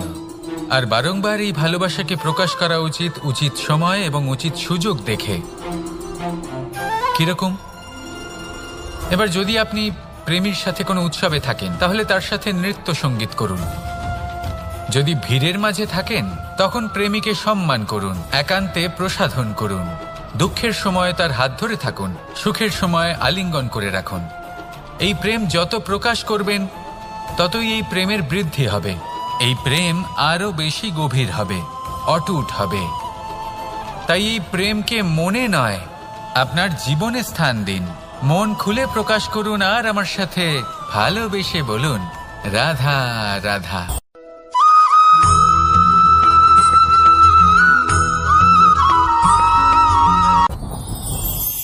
যত শক্তিশালী এই মন, তত শক্তিশালী এই শরীরও। এই যে আমাদের শরীর, এটা আসলে কি? এ হলো একটা রথের মতো। আর একটা রথ ততক্ষণ চলতে পারবে না যতক্ষণ না তাকে কোনো সারথি চালাবে। এই মন হলো শরীরের সারথি। এবার ভাবুন, যদি এই সারথি শক্তিহীন হয়, দুর্বল হয়, তাহলে এই রথের কি হবে? এটা উচিত পথে চলতে পারবে না, উচিত গতিতে চলতে পারবে না, মন মতো স্থানে এটা পৌঁছতেও পারবে না। সেই জন্য মনের শক্তি অত্যন্ত প্রয়োজনীয়। এবার মনের শক্তি আমরা কোথা থেকে লাভ করি? দৃঢ়তার শক্তি থেকে। এবার এই শক্তি আমরা কিভাবে বাড়াতে পারি? আমরা প্রতিদিন কিছু নতুন স্থির করি, কিছু ছোট, কিছু বড়। আর যেই আমরা নতুন কিছু পূর্ণ করি, আমাদের মনের শক্তি বেড়ে যায়। আর যদি পূর্ণ না করতে পারি, মনের শক্তি কমে যায়। একটা দেওয়ালের মতো ছোট ছোট ছোট ছোট শিলা আমরা একটার পর একটা স্থাপন করে একটা দেওয়াল তৈরি করি। এতগুলো পাথর যখন একত্রিত হয়ে যায়, তখন এমন এক দেওয়াল তৈরি হয় যাকে ভাঙা প্রায় অসম্ভব হয়ে দাঁড়ায়। সেরকমই হয় মন এবং দৃঢ়তা। ছোট ছোট কাজ করে নিজের লক্ষ্য পূর্ণ করুন। এই লক্ষ্য যদি পূর্ণ হয়, তবে মনের শক্তি বাড়বে। কিছুটা এইভাবে যে যত বড়ই বিপদ আসুক না কেন, সেই বিপদ নিজে হার মেনে নেবে, কিন্তু আপনার মন ততটাই শক্তিশালী থাকবে। তাই মনের শক্তি বাড়াতে থাকুন, যাতে আপনি উচিত পথে চলতে পারেন, উচিত গতিতে চলেন, আর মনোবাঞ্ছিত স্থানে পৌঁছতে পারেন। তবেই এই মন প্রসন্ন হয়ে বলবে, রাধা রাধা।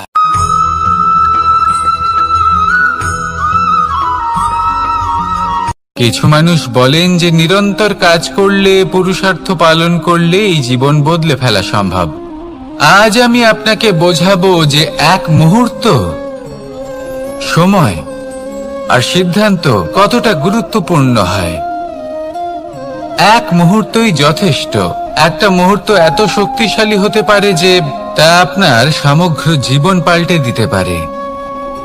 এমন এক সময় ছিল শ্রীরামের কাছে, যখন ওনাকে সিদ্ধান্ত নিতে হয় যে উনি নিজের পিতার আদেশ পালন করতে বনবাসে যাবেন নাকি যাবেন না। উনি সেই আদেশ পালন করেছিলেন। তারপর সময় অনুসারে উপযুক্ত সিদ্ধান্ত নিলেন। আর আজ সকলের মনে বসবাস করেন শ্রীরাম। আর অন্যদিকে আছে রাবণ।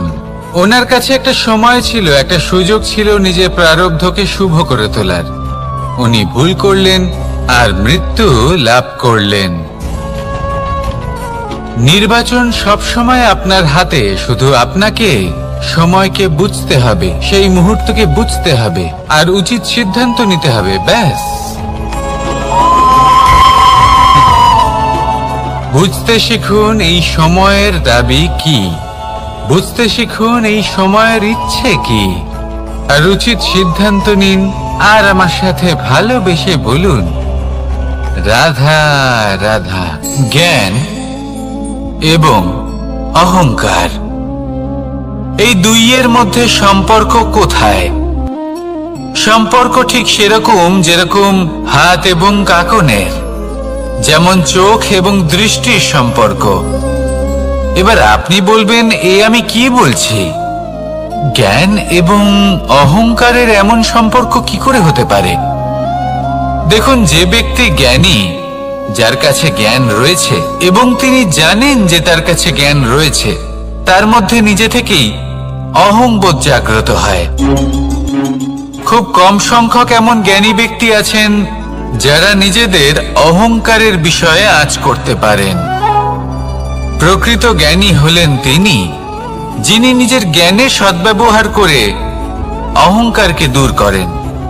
উচিত সময় বুঝে যান, নিজের অন্তর যাচাই করে এই বিষয়টা দেখেন যে তার অন্তরে অহংবোধ জাগ্রত হচ্ছে এবং নিজেকে সেখানেই থামিয়ে দেন, যাতে অহংকারের পথে তিনি অগ্রসর না হয়ে যান। এই অহংকার কখন উচিত, কখন অনুচিত, কখন প্রয়োগ করা উচিত, উচিত নয়, কখন বাধা দেওয়া উচিত, এটা শেখা অত্যন্ত প্রয়োজনীয়। আর যদি এটা আপনি শিখতে পারেন, তাহলে আপনি একজন জ্ঞানীও হয়ে উঠবেন এবং সুখীও থাকবেন। তাই মনে রাখবেন, এই জ্ঞান নিয়ে কখনোই অহংকার করবেন না, বরং সবসময় নিজের অহংবোধের বিষয়ে প্রকৃত ধারণা রাখবেন। আসুন আমার সাথে ভালোবেসে বলুন, রাধা রাধা। আমাদের জীবনে 7 ধরনের সুখ আছে, আর সেগুলো লাভ করার জন্য আমরা অত্যন্ত প্রচেষ্টা করি। কিন্তু কোনো প্রচেষ্টা করার পূর্বে তা কিভাবে করব সেটা বোঝা খুব প্রয়োজন, আর সেখানেই আমরা ভুল করে থাকি। যে কাজটা আমাদের পরে করা উচিত, সেটাই আমরা আগে করে বসি। আপনাকে স্পষ্ট করে বোঝাই, প্রত্যেক সুখের সাথে 2টি ক্রিয়া জড়িত থাকে। এবার যখন আমরা ধনের কথা বলি, তখনও 2টি ক্রিয়া জুড়ে থাকে। প্রথম ক্রিয়া হলো ধন অর্জন করা, দ্বিতীয় ক্রিয়া হলো ধনের ব্যবহার করা।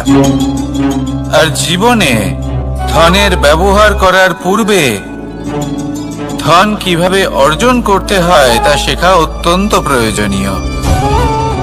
আমরা মন্দিরে যাই, ভগবানের আরাধনা করি, তার জন্য পুজো করি, ওনাকে প্রসন্ন করতে চাই, কিন্তু তার আগে ভগবানের ওপর আস্থা রাখা প্রয়োজনীয়। যদি আপনার অটল বিশ্বাস থাকে, তবেই আপনি প্রকৃত ভক্ত হয়ে উঠতে পারবেন। এবার যদি আপনি বক্তা হয়ে থাকেন, শ্রেষ্ঠ বক্তা হতে চান, এই সংসারের সামনে নিজের বক্তব্য রাখতে চান, তাহলে কথা বলার পূর্বে কথা শুনতে শিখুন। তবেই আপনি একজন শ্রেষ্ঠ বক্তা হয়ে উঠতে পারবেন। জীবনে সম্পর্ক স্থাপন করার আগে সম্পর্ক বজায় রাখতে শিখুন, তবেই আপনি একজন প্রকৃত সাথী হয়ে উঠবেন।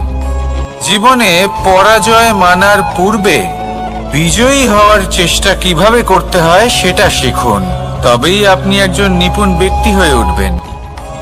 অন্তিম এবং সবথেকে গুরুত্বপূর্ণ কথা, জীবনে ভালোবাসা লাভ করার পূর্বে ভালোবাসা প্রদান করতে শিখুন, তবেই আপনি একজন প্রকৃত প্রেমী হয়ে উঠবেন। আসুন আমার সাথে ভালোবেসে বলুন, রাধা রাধা। এই সংসারের সবথেকে বড় যুদ্ধ কোনটা?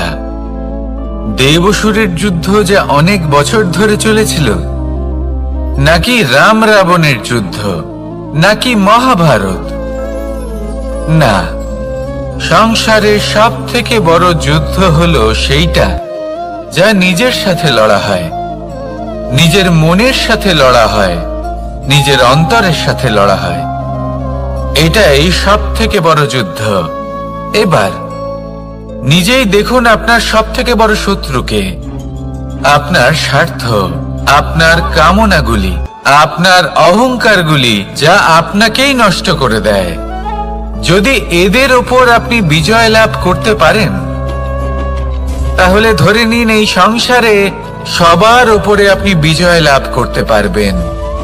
এই সংসারে কেউ আপনাকে পরাজিত করতে পারবে না। কিন্তু তার জন্য প্রয়োজন অনুভূতির। অনুভূতি ভালোবাসার, অনুভূতি অনুপ্রেরণার। যে ব্যক্তি ভালোবাসতে পারেন এবং প্রেরণা দিতে পারেন, তিনি চিরকাল জয়লাভ করতে পারেন। নিজের কাছে ভালোবাসার এক অস্ত্র রাখুন আর প্রেরণার এক ঢাল। জীবনে কেউ আপনাকে পরাজিত করতে পারবে না। আসুন আর আমার সাথে ভালোবেসে বলুন, রাধা রাধা। সৌন্দর্য। মানুষ নিজের সৌন্দর্যের বিষয়ে কতটা ভাবে, চায় যে সে সব থেকে বেশি রূপবান হবে, সব থেকে বেশি সুন্দর হবে। কিন্তু সৌন্দর্যের পরিভাষা কি তা কি সে জানে? কোনো মাকে জিজ্ঞেস করুন, ওনার জন্য সৌন্দর্যের পরিভাষা ওনার সন্তান। কোনো ভক্তকে জিজ্ঞেস করুন, ওনার জন্য সৌন্দর্যের পরিভাষা ওনার ভগবান। শ্রীরামকে জিজ্ঞেস করুন, ওনার জন্য সৌন্দর্যের পরিভাষা হলো হনুমান। ভাঙা হানু, ফুলে যাওয়া মুখ, দেখতে গেলে উনি বানর, লম্বা লেজ, এত নিরীহ যে ওনাকে অমূল্য মালা দিলে সেটা ছিঁড়ে তার ভেতরে শ্রীরামকে খুঁজছিলেন। কিন্তু ওনার ভাবনা কত সুন্দর। উনি এটা বিশ্বাস করেন যে সংসারের যতই মূল্যবান জিনিস দিয়ে এই মালা তৈরি করা হোক না কেন, যদি এর মধ্যে শ্রীরাম না থাকেন, তাহলে এর মধ্যে কোনো অর্থ নেই। সৌন্দর্য রূপে নয়, ভাবনায় নিহিত থাকে। যদি আপনি সৌন্দর্য প্রাপ্ত করতে চান, তাহলে তা কর্মে নিয়ে আসুন, ভাবনায় এবং বিচারে নিয়ে আসুন।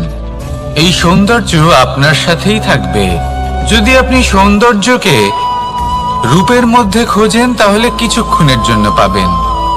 সেই সৌন্দর্য সময়ের সাথে হারিয়ে যাবে। সৌন্দর্য যদি পেতে চান, খুঁজতেই চান, তাহলে হৃদয় খুঁজুন, কর্মে খুঁজুন। মন প্রসন্ন হয়ে বলবে, রাধা রাধা। এই সংসারে মানুষ জন্মগ্রহণ করেন, বড় হতে থাকেন, পুরুষার্থ লাভ করেন, অর্জন করেন। অর্জন করা আসলে কি? বেশিরভাগ মানুষ বলেন অর্জন করা অর্থাৎ ধন সম্পত্তি অর্জন করা। আর কি অর্জন করা যায়? আর কি লাভ করা যায়? আসল প্রশ্ন হলো এটাই যে কি এমন আছে যা বাস্তব রূপে অর্জন করার যোগ্য। তা হলো ব্যবহার, জ্ঞান এবং সন্তোষ। কেন? কারণ আপনি যখন এই সংসার ছেড়ে চলে যাবেন, তখন আপনার ধন সম্পত্তি আপনাকে বিদায় জানাতে আসবে না। আপনাকে বিদায় জানাতে আসবে আপনার আপনজন, যাদের সাথে আপনার সুসম্পর্ক ছিল। সমগ্র সংসারে সহস্র মানুষ ধন অর্জন করে থাকেন। শ্রেষ্ঠ মানুষ হলেন তিনি, যিনি ব্যবহার, জ্ঞান এবং সন্তোষ অর্জন করে থাকেন, একে সকলের মধ্যে বিতরণ করেন। তাই এটাই করুন আর আমার সাথে ভালোবেসে বলুন, রাধা রাধা। সেই কখন থেকে এই পুস্তকটিকে দেখছি, কিন্তু এর থেকে আমি কোনো জ্ঞান লাভ করতেই পারছি না। এবার আপনি বলবেন যে আজ কেমন বিচিত্র কথা বলছি আমি। যদি এই পুস্তক থেকে আমাকে জ্ঞান লাভ করতে হয়, তাহলে শুধুই তাকিয়ে থাকলে হবে না। আমাকে এই পুস্তককে খুলতে হবে, পড়তে হবে, তাকে বুঝতে হবে, তবেই তো জ্ঞান প্রাপ্তি হবে। বড়ই সহজ একটা ব্যাপার, কিন্তু একে যাপন করা অত্যন্ত কঠিন। তাই না? আপনি নিজেকেই দেখে নিন। আপনার কাছে অনেক জ্ঞান রয়েছে। সহজ থেকে সহজতর জ্ঞানের কথা যদি বলি, আপনি এটুকু তো জানেন যে সত্যি কথা বলা ভালো কাজ, দান করা হলো পুণ্যের কাজ। আপনি জানেন যে পরিশ্রম করলে সাফল্য আসবে। এই জ্ঞান তো আমাদের কাছে রয়েছে, এমন অনেক জ্ঞান আমাদের কাছে রয়েছে, কিন্তু আলস্যের কারণে, অবহেলা করে আমরা শুধু এই জ্ঞান প্রয়োগ করতে পারি না, এই জ্ঞান যাপন করতে পারি না, একে আচরণে প্রয়োগ করতে পারি না, সেই জন্য দুঃখী হয়ে যাই। তাই আপনার কাছে যা যা জ্ঞান আছে, যা যা জ্ঞান আপনি লাভ করেছেন, সেই জ্ঞান যাপন করা শুরু করুন, জীবনে প্রয়োগ করতে শুরু করুন। এই মন প্রত্যেকটি মুহূর্তে প্রসন্ন থাকবে, আর লক্ষ্য প্রাপ্ত করে এই মন বলবে, রাধা রাধা। একটা জলের ফোঁটাকে ফোঁটা নামে সম্বোধন করা হয়। অনেক ফোঁটা একত্রিত হলে সাগরের রূপ ধারণ করে। শুধু একটা পাতাকে পাতা বলা হয়, অন্য অনেক পাতার সাথে একত্রিত হলে তা গ্রন্থের রূপ ধারণ করে। একটা মাত্র সুতো অন্য সুতোর সাথে মিলিত হলে বস্ত্রের রূপ ধারণ করে। অনেক সংখ্যক ইট একত্রিত হলে মহলের রূপ ধারণ করে। সৈন্যরা একত্রিত হলে সৈন্যদল তৈরি হতে পারে। এটা হলো শক্তি সংগঠনের, এটাই হলো শক্তি একতার। তা সে বনস্পতি হোক বা কোনো ব্যক্তি হোক, কোনো মনোভাবই হোক, যদি একা থাকে তাহলে দুর্বল হয়ে পড়বে। যদি সংগঠিত থাকে তাহলে শক্তিও বাড়বে, আর আপনাকে সামনে এগিয়েও নিয়ে যাবে। তাই এই একতায় বিশ্বাস রাখুন, আর আমার সাথে ভালোবেসে বলুন, রাধা রাধা। এমন কিছু রয়েছে মানুষের মনে, তাদের জীবনে এমন এক আবেগ যা সর্বজন বিদিত, যা সবাই জানেন যে উপস্থিত আছে। সেটাকে আমরা সমস্যা বলে থাকি। এমনিতে আমরা সকলেই জানি যে এমন কোনো গৃহ নেই যেখানে মৃত্যুর ছায়া পড়েনি, এমন কোনো বৃক্ষ নেই যার দ্বারা ওষুধ তৈরি সম্ভব নয়,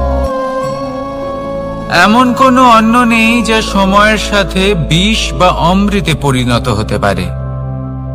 এবার এই সমস্যাগুলি কোনো ব্যক্তির জন্য সমস্যা হতে পারে, কিন্তু নিজে থেকে এরা কোনো সমস্যাই নয়। এরা আসে আমাদের সাহায্য করতে, আমাদের কিছু শেখাতে। আপনি নিজেই দেখুন, পর্বতের শিখর থেকে কোনো এক পাখি পড়ে গিয়ে নিজের প্রাণ ত্যাগ করলো। সেটা কখন সম্ভব? যখন সেই পাখি ওড়ার চেষ্টাই করে না। তখন যখন কোনো ব্যক্তি জলে পড়ে যান এবং ডুবে গিয়ে নিজের প্রাণ হারান, এর সম্ভাবনা কখন বেশি থাকে? যখন সেই ব্যক্তি সাঁতার কাটার চেষ্টাই করেন না। তখন এই সমস্যা প্রত্যেকের জীবনে থাকবেই, কিন্তু এটা মনে রাখা প্রয়োজনীয় যে কোনো সমস্যা পরিস্থিতির কারণে সমস্যা হয়ে ওঠে না। এই পরিস্থিতি যখন আমাদের সামনে আসে, আমাদের তা কঠিন মনে হয়, আমরা নতমস্তক হয়ে পড়ি, ভয়ভীত হয়ে পড়ি, তার সম্মুখীন হতে পারি না। তখন তা সমস্যার রূপ নেয়। দৃঢ় হয়ে দাঁড়িয়ে থাকুন সাহসের সাথে, এই পরিস্থিতিগুলির সম্মুখীন হন, দেখবেন সমস্যা কখন সাফল্যে পরিণত হবে আপনি জানতেই পারবেন না। আসুন আমার সাথে ভালোবেসে বলুন, রাধা রাধা। এই সংসারে কখনো কোনো ব্যক্তিকে তার বাইরের পোশাক দেখে বিচার করার চেষ্টা করবেন না, এটা খুব বড় ভুল করবেন। যেমন আমরা জীবনে অনেক সময় এমন করি, ধরুন কোথাও একটা গাছ দেখলাম, খুব বিশাল আকারের একটা গাছ, যেটা মাটির থেকে অনেক উঁচুতে পৌঁছে গেছে, যার বিশাল শাখা আছে। সেগুলো দেখে আমরা ভাবি যে এই গাছে হয়তো কত সুস্বাদু ফল আছে। আমরা সেই গাছের পরিচর্যা করতে থাকি, আবার অন্যদিকে হলো একটি তৃণ, যেটা মাটি থেকে কিছুটা উঁচুতে পৌঁছেছে, কিন্তু সেই তৃণর নিচে, মাটির নিচে অত্যন্ত সুস্বাদু ফল বা সবজি জন্ম নেয়, যা আমাদের স্বাস্থ্যের পক্ষে অত্যন্ত উপকারী। সেই জন্য কখনো আবরণ দেখে কাউকে বিচার করতে চেষ্টা করবেন না। তার বদলে এটা বোঝার চেষ্টা করুন যে আপনার সামনে যে ব্যক্তি আছে বা বস্তু আছে তার বিশেষত্ব কি। যদি এই বিশেষত্ব বোঝার ক্ষমতা আপনি অর্জন করেন, যদি এই শিল্প আপনি নিজের ভেতরে জাগ্রত করেন, তাহলে এই সংসারে বিশেষত্ব কি সেটা আপনি জানতে পারবেন। আর এই সমস্ত খেলা দৃষ্টি থেকে নয়, দৃষ্টিভঙ্গি থেকে জন্ম নেয়। দৃষ্টিভঙ্গি সবসময় শুভ রাখুন আর আমার সাথে ভালোবেসে বলুন, রাধা রাধা। যখন মানুষের মৃত্যু হয় তখন কি হয়? অনেক সংখ্যক মানুষ শোক পালন করতে চলে আসেন। যে ব্যক্তি মৃত্যু লাভ করেছেন তার অনেক বস্তু থাকে যেগুলো তার প্রিয়, যেগুলো তিনি ব্যবহার করেছেন। তার শয্যা, তার বস্ত্র, তার আভূষণ সবকিছু তার থেকে বিচ্ছিন্ন করা হয় এবং খালি হাতে তাকে শ্মশানের উদ্দেশ্যে রওনা করা হয়।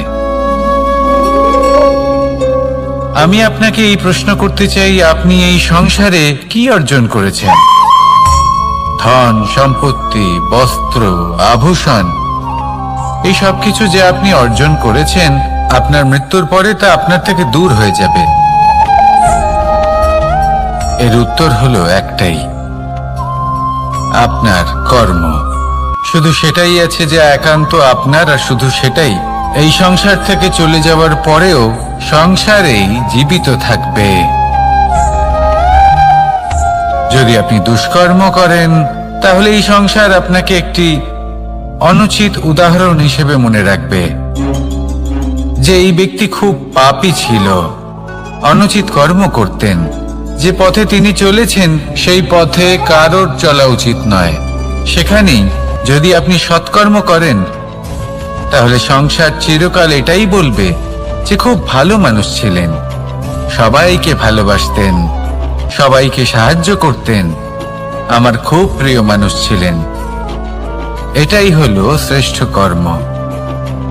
সেই জন্য জীবনে শুধুমাত্র ধন সম্পত্তি, আভূষণ এই সব অর্জন করতে গিয়ে নিজের মনোনিবেশ করবেন না। শ্রেষ্ঠ কর্ম করুন। সংসার থেকে চলে যাওয়ার পরেও এই কর্মই এই সংসারে আপনাকে জীবিত রাখবে। আসুন আমার সাথে ভালোবেসে বলুন, রাধা রাধা। আমরা সবাই সূর্যকে সম্মান করি, ওনাকে শ্রদ্ধা করি, ওনাকে পুজো করি। এই সূর্য আমাদের শক্তি প্রদান করেন, প্রকাশ প্রদান করেন।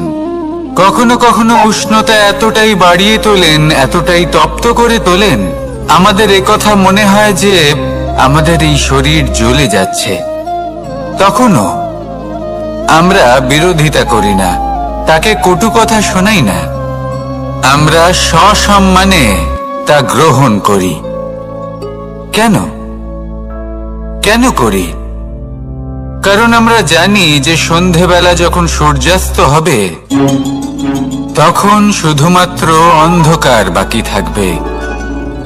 ঠিক কিছুটা এরকমই হয় আমাদের মাতা পিতাও, যিনি আমাদের জন্ম দেন, আমাদের ভরণ পোষণ করেন, আমাদের বড় করেন, আমাদের প্রেম প্রদান করেন।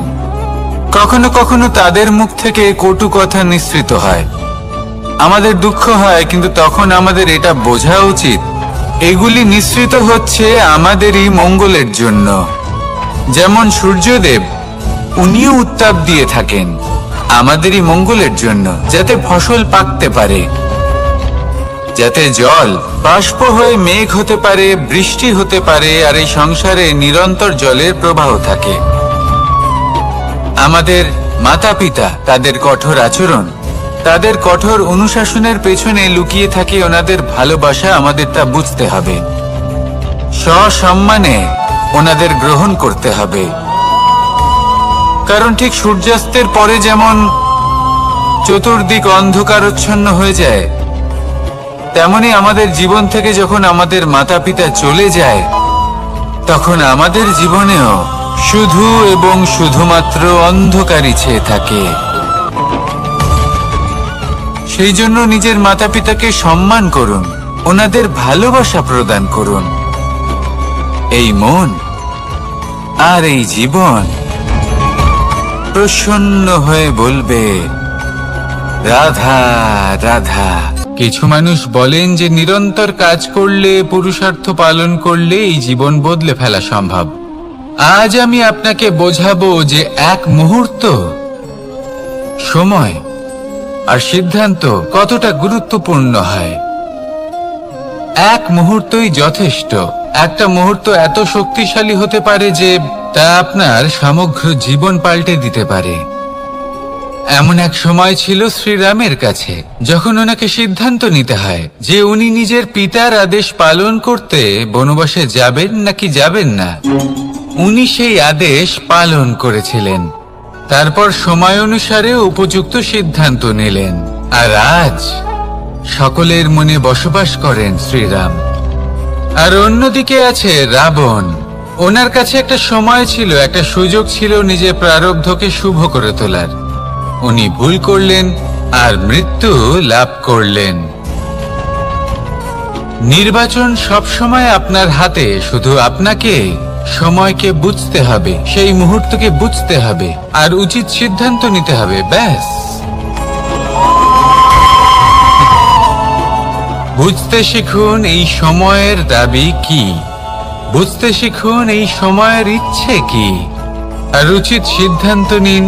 আর আমার সাথে ভালোবেসে বলুন, রাধা রাধা। জ্ঞান এবং অহংকার, এই দুইয়ের মধ্যে সম্পর্ক কোথায়? সম্পর্ক ঠিক সেরকম যেরকম হাত এবং কাঁকনের, যেমন চোখ এবং দৃষ্টির সম্পর্ক। এবার আপনি বলবেন, এ আমি কি বলছি? জ্ঞান এবং অহংকারের এমন সম্পর্ক কি করে হতে পারে? দেখুন, যে ব্যক্তি জ্ঞানী, যার কাছে জ্ঞান রয়েছে এবং তিনি জানেন যে তার কাছে জ্ঞান রয়েছে, তার মধ্যে নিজে থেকেই অহংবোধ জাগ্রত হয়। খুব কম সংখ্যক এমন জ্ঞানী ব্যক্তি আছেন যারা নিজেদের অহংকারের বিষয়ে আঁচ করতে পারেন। প্রকৃত জ্ঞানী হলেন তিনি, যিনি নিজের জ্ঞানের সদ্ব্যবহার করে অহংকারকে দূর করেন। উচিত সময়ে বুঝে যান, নিজের অন্তর যাচাই করে এই বিষয়টা দেখেন যে তার অন্তরে অহংবোধ জাগ্রত হচ্ছে এবং নিজেকে সেখানেই থামিয়ে দেন, যাতে অহংকারের পথে তিনি অগ্রসর না হয়ে যান। এই অহংকার কখন উচিত, কখন অনুচিত, কখন প্রয়োগ করা উচিত, উচিত নয়, কখন বাধা দেওয়া উচিত, এটা শেখা অত্যন্ত প্রয়োজনীয়। আর যদি এটা আপনি শিখতে পারেন, তাহলে আপনি একজন জ্ঞানীও হয়ে উঠবেন এবং সুখীও থাকবেন। তাই মনে রাখবেন, এই জ্ঞান নিয়ে কখনোই অহংকার করবেন না, বরং সবসময় নিজের অহংবোধের বিষয়ে প্রকৃত ধারণা রাখবেন। আসুন আমার সাথে ভালোবেসে বলুন, রাধা রাধা। আমাদের জীবনে 7 ধরনের সুখ আছে, আর সেগুলো লাভ করার জন্য আমরা অত্যন্ত প্রচেষ্টা করি। কিন্তু কোনো প্রচেষ্টা করার পূর্বে তা কিভাবে করব সেটা বোঝা খুব প্রয়োজন, আর সেখানেই আমরা ভুল করে থাকি। যে কাজটা আমাদের পরে করা উচিত, সেটাই আমরা আগে করে বসি। আপনাকে স্পষ্ট করে বোঝাই, প্রত্যেক সুখের সাথে 2টি ক্রিয়া জড়িত থাকে। এবার যখন আমরা ধনের কথা বলি, তখনও 2টি ক্রিয়া জুড়ে থাকে। প্রথম ক্রিয়া হলো ধন অর্জন করা, দ্বিতীয় ক্রিয়া হলো ধনের ব্যবহার করা। আর জীবনে ধনের ব্যবহার করার পূর্বে ধন কিভাবে অর্জন করতে হয় তা শেখা অত্যন্ত প্রয়োজনীয়। আমরা মন্দিরে যাই, ভগবানের আরাধনা করি, তার জন্য পুজো করি, ওনাকে প্রসন্ন করতে চাই।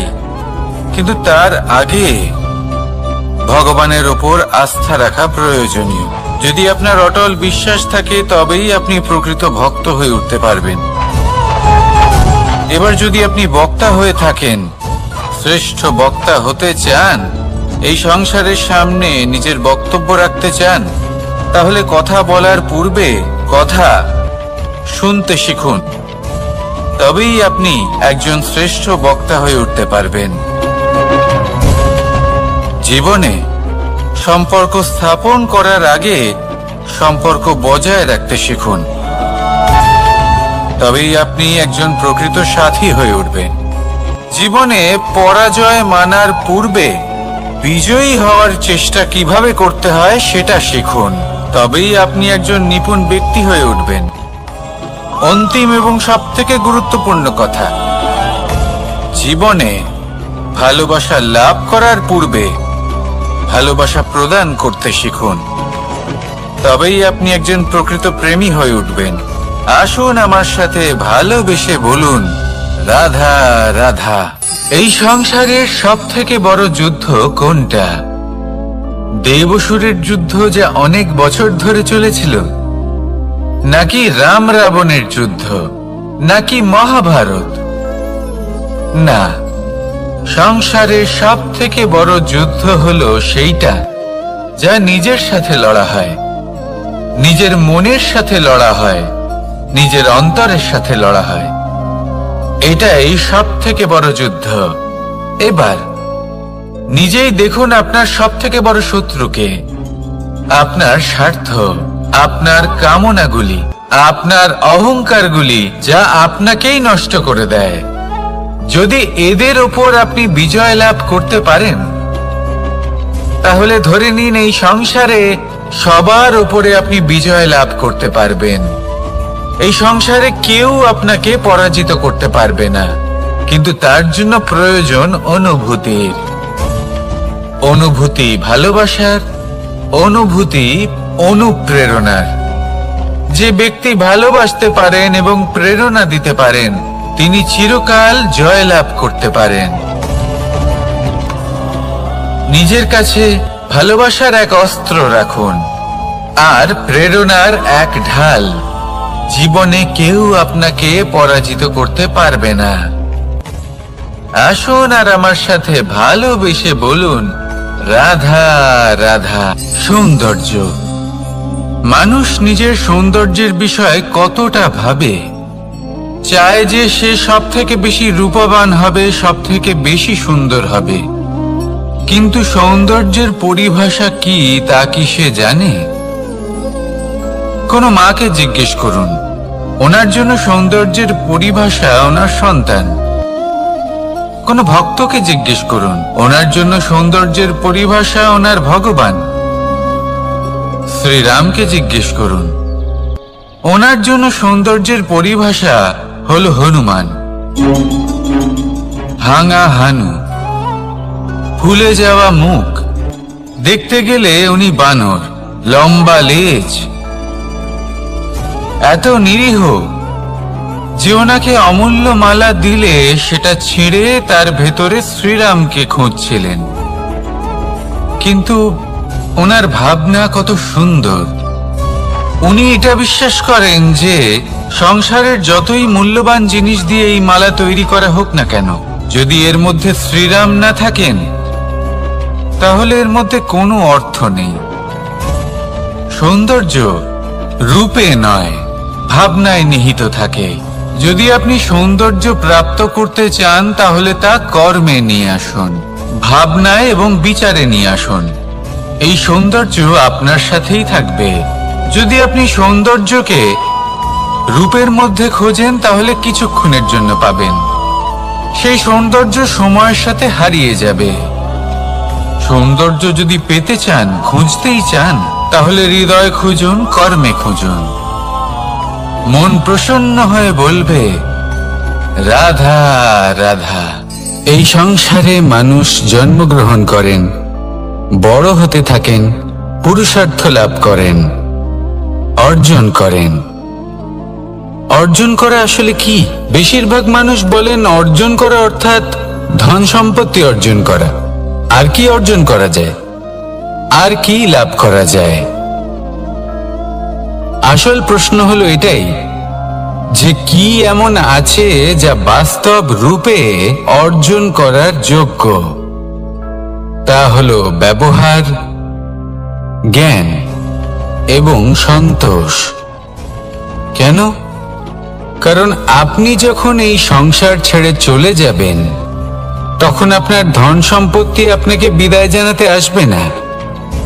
আপনাকে বিদায় জানাতে আসবে আপনার আপনজন, যাদের সাথে আপনার সুসম্পর্ক ছিল। সমগ্র সংসারে সহস্র মানুষ ধন অর্জন করে থাকেন। শ্রেষ্ঠ মানুষ হলেন তিনি যিনি ব্যবহার, জ্ঞান এবং সন্তোষ অর্জন করে থাকেন, একে সকলের মধ্যে বিতরণ করেন। তাই এটাই করুন আর আমার সাথে ভালোবেসে বলুন, রাধা রাধা। সেই কখন থেকে এই পুস্তকটিকে দেখছি, কিন্তু এর থেকে আমি কোনো জ্ঞান লাভ করতেই পারছি না। এবার আপনি বলবেন যে আজ কেমন বিচিত্র কথা বলছি আমি। যদি এই পুস্তক থেকে আমাকে জ্ঞান লাভ করতে হয় তাহলে শুধুই তাকিয়ে থাকলে হবে না। আমাকে এই পুস্তককে খুলতে হবে, পড়তে হবে, তাকে বুঝতে হবে, তবেই তো জ্ঞান প্রাপ্তি হবে। বড়ই সহজ একটা ব্যাপার, কিন্তু একে যাপন করা অত্যন্ত কঠিন, তাই না? আপনি নিজেকেই দেখে নিন। আপনার কাছে অনেক জ্ঞান রয়েছে। সহজ থেকে সহজতর জ্ঞানের কথা যদি বলি, আপনি এটুকু তো জানেন যে সত্যি কথা বলা ভালো কাজ, দান করা হলো পুণ্যের কাজ। আপনি জানেন যে পরিশ্রম করলে সাফল্য আসবে।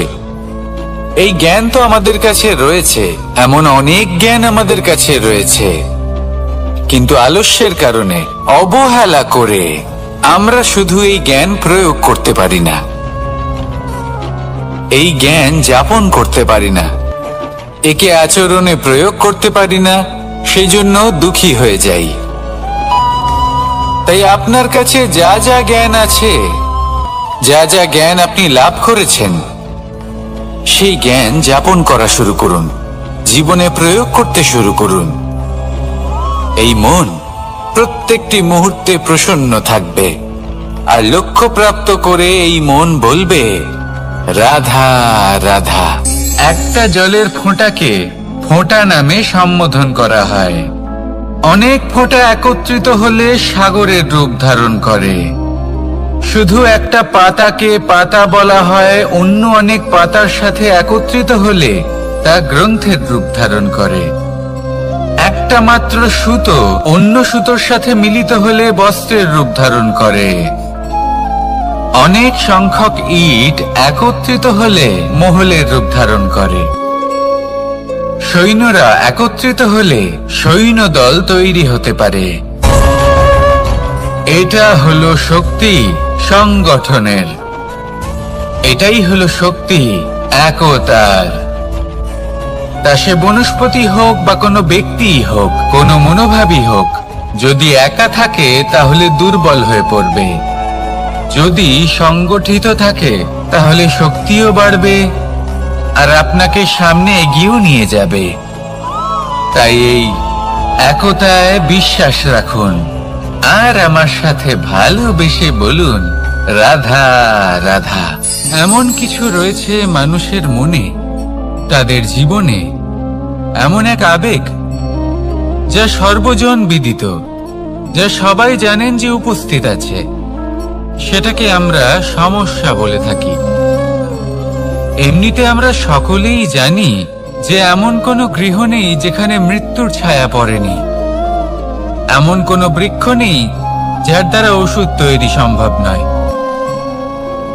এমন কোনো অন্ন নেই যা সময়ের সাথে বিষ বা অমৃতে পরিণত হতে পারে। এবার এই সমস্যাগুলি কোনো ব্যক্তির জন্য সমস্যা হতে পারে, কিন্তু নিজে থেকে এরা কোনো সমস্যাই নয়। এরা আসে আমাদের সাহায্য করতে, আমাদের কিছু শেখাতে। আপনি নিজেই দেখুন, পর্বতের শিখর থেকে কোনো এক পাখি পড়ে গিয়ে নিজের প্রাণ ত্যাগ করলো। সেটা কখন সম্ভব? যখন সেই পাখি ওড়ার চেষ্টাই করে না। তখন যখন কোনো ব্যক্তি জলে পড়ে যান এবং ডুবে গিয়ে নিজের প্রাণ হারান, এর সম্ভাবনা কখন বেশি থাকে? যখন সেই ব্যক্তি সাঁতার কাটার চেষ্টাই করেন না। তখন এই সমস্যা প্রত্যেকের জীবনে থাকবেই, কিন্তু এটা মনে রাখা প্রয়োজনীয় যে কোনো সমস্যা পরিস্থিতির কারণে সমস্যা হয়ে ওঠে না। এই পরিস্থিতি যখন আমাদের সামনে আসে, আমাদের তা কঠিন মনে হয়। আমরা নতমস্তক হয়ে পড়ি, ভয়ভীত হয়ে পড়ি, তার সম্মুখীন হতে পারি না। তখন তা সমস্যার রূপ নেয়। দৃঢ় হয়ে দাঁড়িয়ে থাকুন সাহসের সাথে, এই পরিস্থিতিগুলির সম্মুখীন হন। দেখবেন সমস্যা কখন সাফল্যে পরিণত হবে আপনি জানতেই পারবেন না। আসুন আমার সাথে ভালোবেসে বলুন, রাধা রাধা। এই সংসারে কখনো কোনো ব্যক্তিকে তার বাইরের পোশাক দেখে বিচার করার চেষ্টা করবেন না। এটা খুব বড় ভুল করবেন। যেমন আমরা জীবনে অনেক সময় এমন করি। ধরুন কোথাও একটা গাছ দেখলাম, খুব বিশাল আকারের একটা গাছ, যেটা মাটির থেকে অনেক উঁচুতে পৌঁছে গেছে, যার বিশাল শাখা আছে। সেগুলো দেখে আমরা ভাবি যে এই গাছে হয়তো কত সুস্বাদু ফল আছে। আমরা সেই গাছের পরিচর্যা করতে থাকি। আবার অন্যদিকে হলো একটি তৃণ, যেটা মাটি থেকে কিছুটা উঁচুতে পৌঁছেছে, কিন্তু সেই তৃণর নিচে, মাটির নিচে অত্যন্ত সুস্বাদু ফল বা সবজি জন্ম নেয়, যা আমাদের স্বাস্থ্যের পক্ষে অত্যন্ত উপকারী। সেই জন্য কখনো আবরণ দেখে কাউকে বিচার করতে চেষ্টা করবেন না। তার বদলে এটা বোঝার চেষ্টা করুন যে আপনার সামনে যে ব্যক্তি আছে বা বস্তু আছে, তার বিশেষত্ব কি। যদি এই বিশেষত্ব বোঝার ক্ষমতা আপনি অর্জন করেন, যদি এই শিল্প আপনি নিজের ভেতরে জাগ্রত করেন, তাহলে এই সংসারে বিশেষত্ব কি সেটা আপনি জানতে পারবেন। আর এই সমস্ত খেলা দৃষ্টি থেকে নয়, দৃষ্টিভঙ্গি থেকে জন্ম নেয়। দৃষ্টিভঙ্গি সবসময় শুভ রাখুন, আর আমার সাথে ভালোবেসে বলুন, রাধা রাধা। যখন মানুষের মৃত্যু হয় তখন কি হয়? অনেক সংখ্যক মানুষ শোক পালন করতে চলে আসেন। যে ব্যক্তি মৃত্যু লাভ করেছেন তার অনেক বস্তু থাকে যেগুলো তার প্রিয়, যেগুলো তিনি ব্যবহার করেছেন। তার শয্যা, তার বস্ত্র, তার আভূষণ সবকিছু তার থেকে বিচ্ছিন্ন করা হয় এবং খালি হাতে তাকে শ্মশানের উদ্দেশ্যে রওনা করা হয়। আমি আপনাকে এই প্রশ্ন করতে চাই, আপনি এই সংসারে কি অর্জন করেছেন? ধন সম্পত্তি, বস্ত্র, আভূষণ, এই সব কিছু যে আপনি অর্জন করেছেন, আপনার মৃত্যুর পরে তা আপনার থেকে দূর হয়ে যাবে। এর উত্তর হলো একটাই, আপনার কর্ম।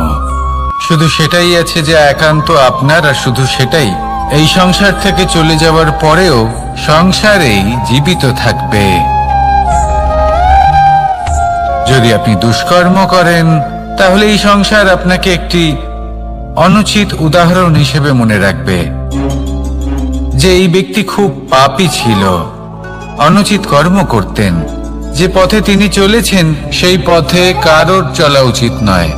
সেখানেই যদি আপনি সৎকর্ম করেন, তাহলে সংসার চিরকাল এটাই বলবে যে খুব ভালো মানুষ ছিলেন, সবাইকে ভালোবাসতেন, সবাইকে সাহায্য করতেন, আমার খুব প্রিয় মানুষ ছিলেন।